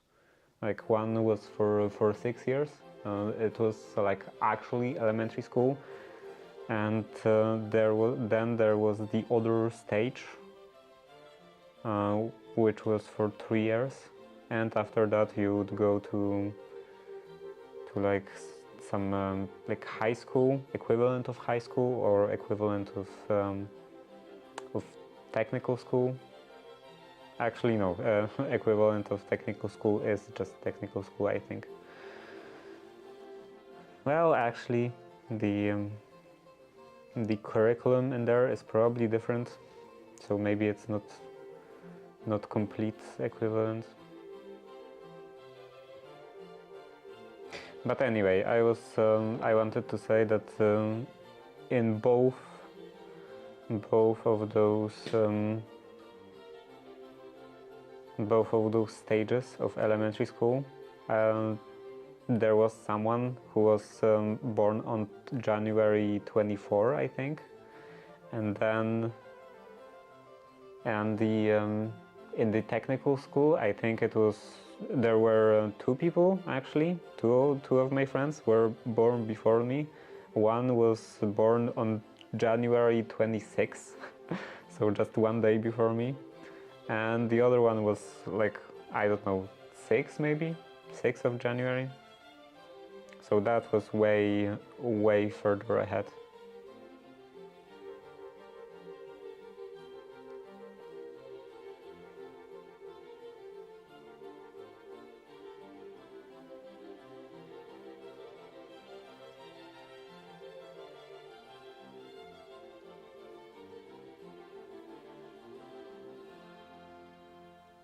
Okay, it's in calendar. What?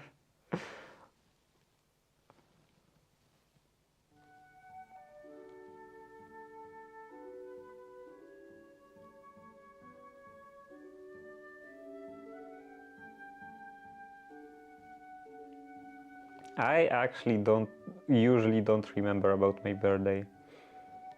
Like someone like how do you call this activity of wishing someone something, like giving them best wishes and stuff. So yeah, someone is doing that to me, and I'm like, what? Well, what is this about? Oh right, it's my birthday. I forgot.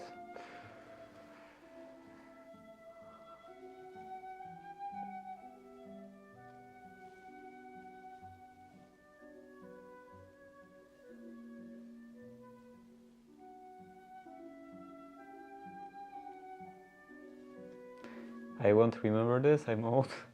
That wasn't the intention of my question. I'm not expecting you to remember my birthday. I was asking why do you. Okay, I can guess why you want to remember when my birthday is.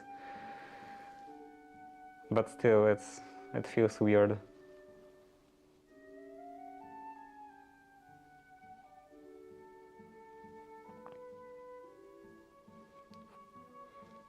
It feels weird for other people to like, I don't know, not even make a big deal out of birthday, but just consider it at all.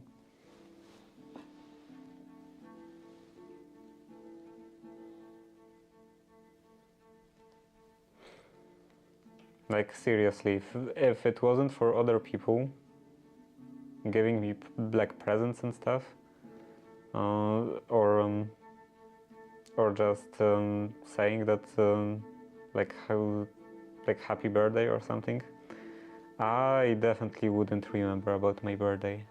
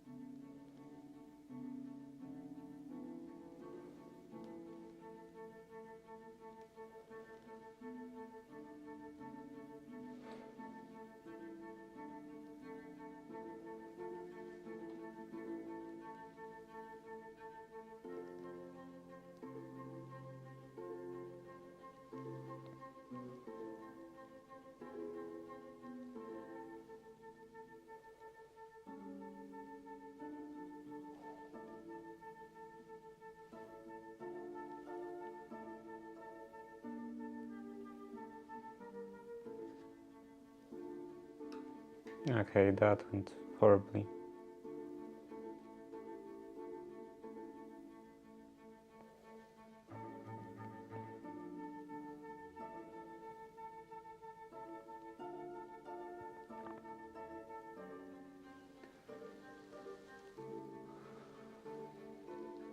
So now that you started knitting, how do you like it? It's still very difficult. Very, very difficult. Like, I expect that after a while, after I don't know how long time, that you just get a feeling for that, for like what the tension should be and everything. But now I don't have that.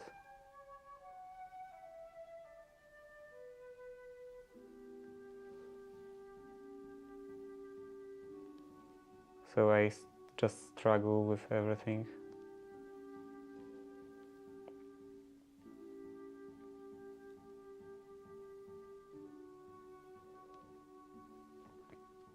And I'm pretty sure I actually heard opinions that people who know how to knit don't even remember how it is to not know how to knit.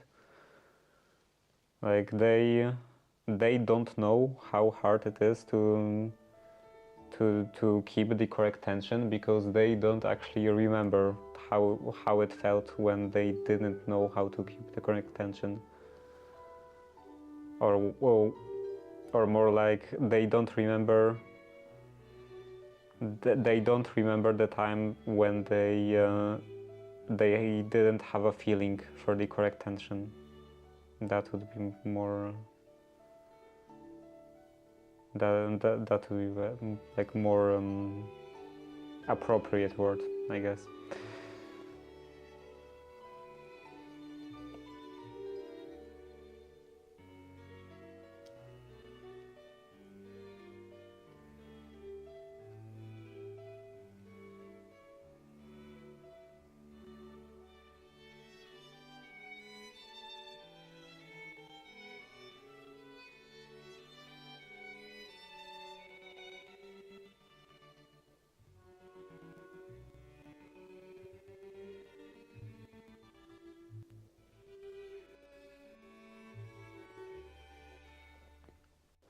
And of course I messed up again. Let's just skip couple, because this is not important. This is just a practice piece anyway.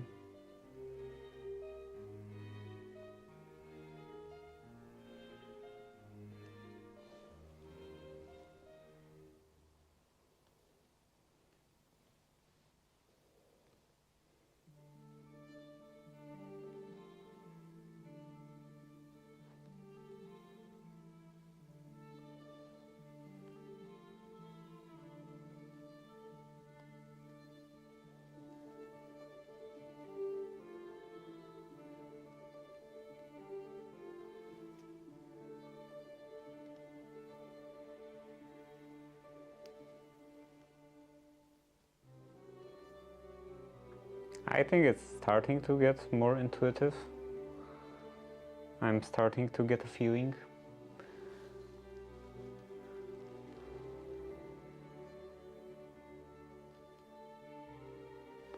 Now you can find a cool knitting group of folks to hang out with while you make socks. No. When I will be comfortable enough to actually share my, like, when I will become good enough to be able to share my attention away from knitting, then I think I will definitely, I guess, consume some media. I'm not sure about watching stuff. I think this, like, watching stuff with subtitles especially requires too much attention. So I guess I would be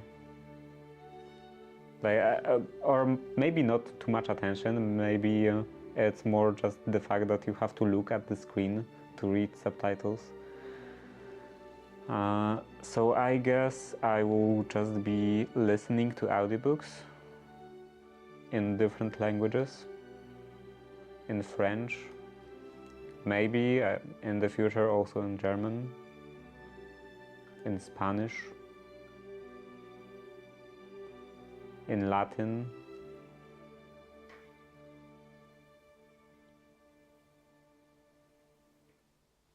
I expect that there aren't many audiobooks in Latin. Like, there are quite a few learning materials, learning resources, like Lingua Latina is Lingua Latina per se illustrata as one of the most popular Latin learning resource, and it does have audio version. But other than learning resources, I don't think there are many many audio versions of some old books written in Latin.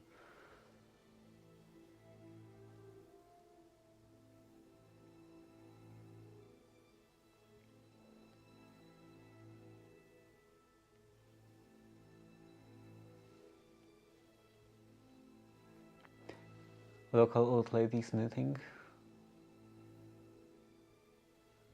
All the town news and more. But I'm not really interested in town news. I don't really care that much what's happening in the town.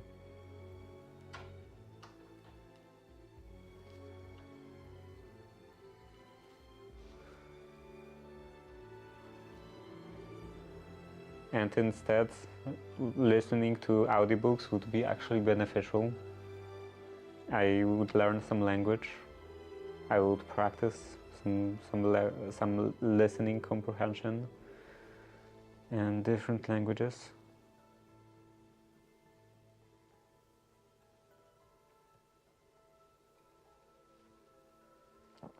I was trying to do that while cooking for a while, but that didn't work. Cooking is the sound of cooking is too, maybe not even loud, maybe not even too loud, but too inconsistent. Sometimes it's quite fairly loud, sometimes it's fairly quiet. So I would have to constantly adjust the volume to actually hear everything. And I don't have time for that when I'm cooking, because I'm busy with cooking. So instead I just listen to music.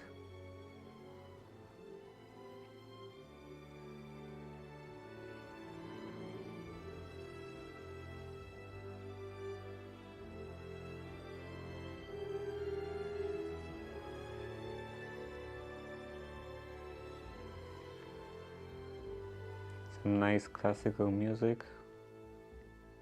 I often listen to just the same piece over and over again, or the same group of pieces.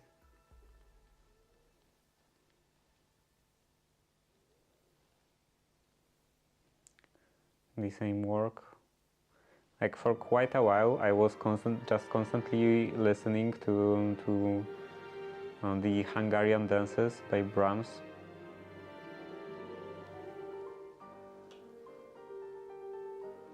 And recently I often turn on the actually, how is that called? Transcendental. What is it called in English?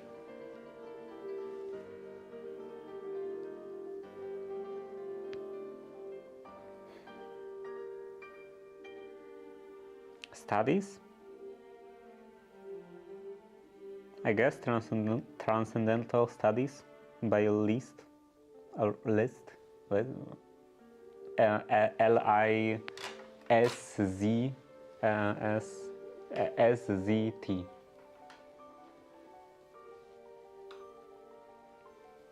And apparently in Hungarian, because this is at least is, I believe, Hungarian, in Hungarian they have SZ, which is read as S, and just S, which is read as Sz, which is completely opposite of Polish.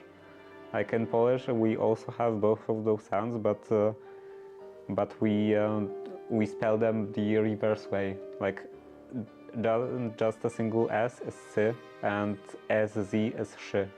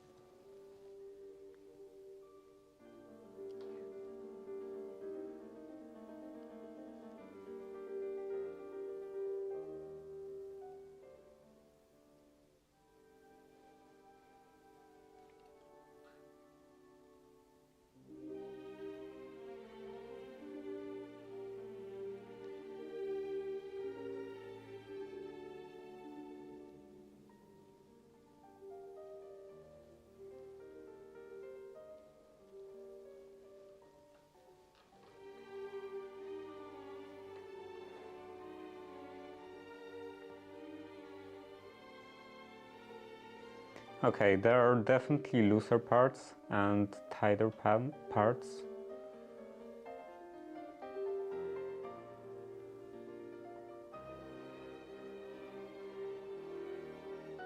Even in here, on this last row, like this is definitely looser, and this part in the middle is definitely tighter, and this is loose again. I don't know the reason for that.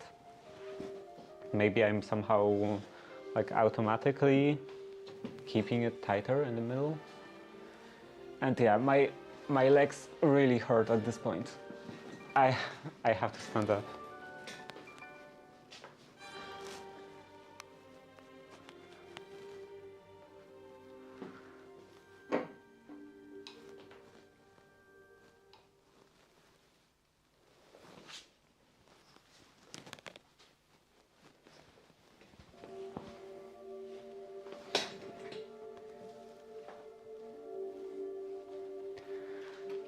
Okay, let's continue.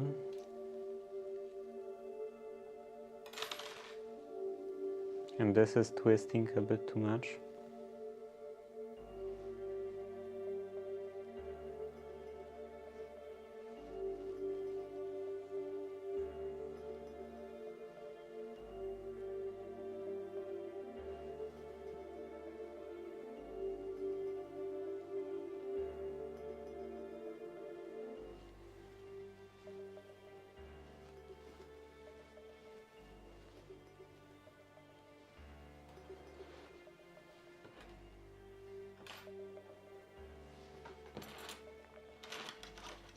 Actually, it wouldn't even be that easy to mix them up, because they seem to be a different color. Yeah, they are definitely a different color. Like the bigger ones are brighter.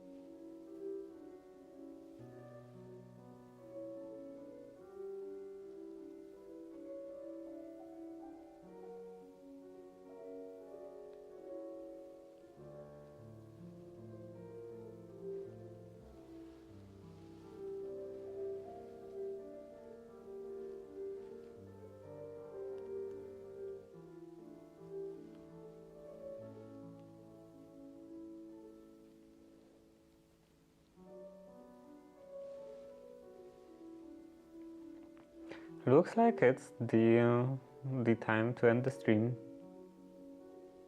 It went quite quickly. I was actually considering still modifying the task list in here, like in here, because it's not quite accurate, but at this point it doesn't matter.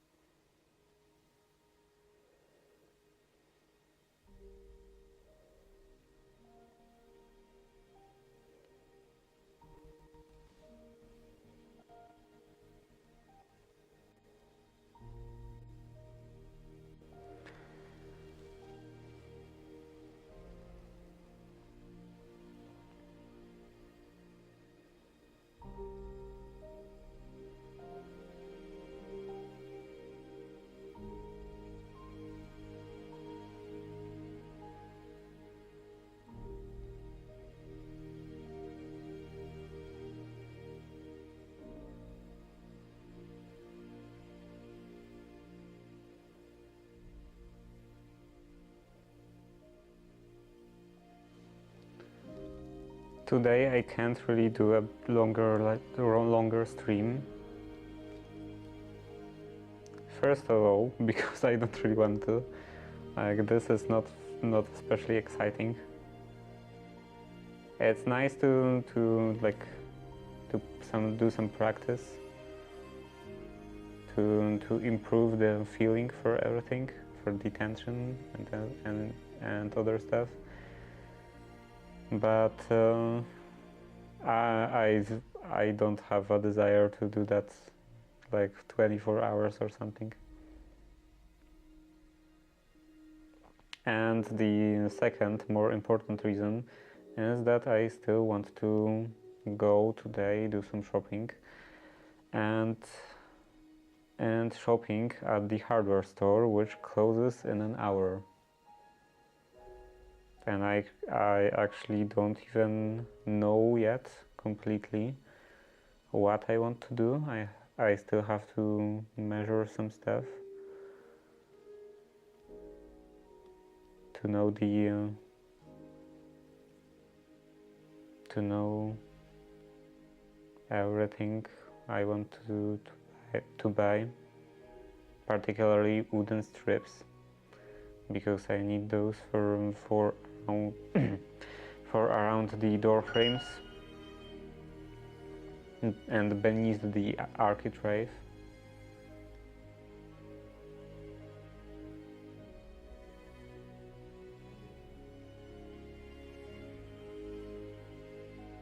I think I will still go to the end and here.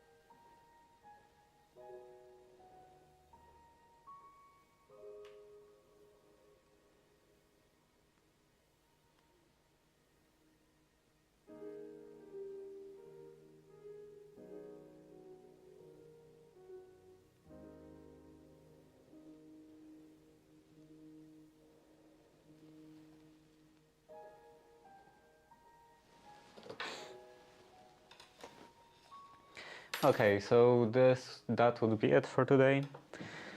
And tomorrow I will continue to do some practice.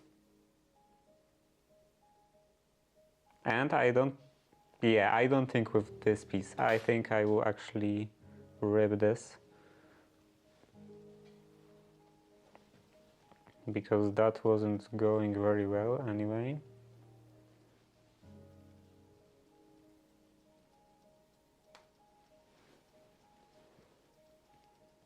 And maybe I can still reuse this.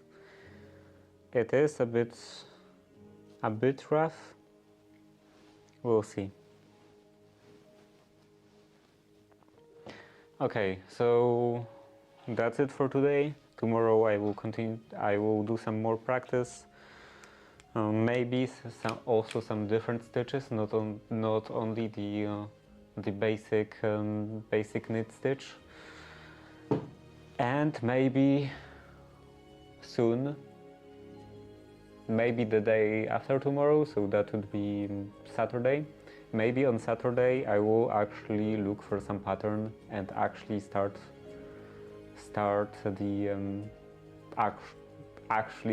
actual socks. So yeah, see you tomorrow. Bye.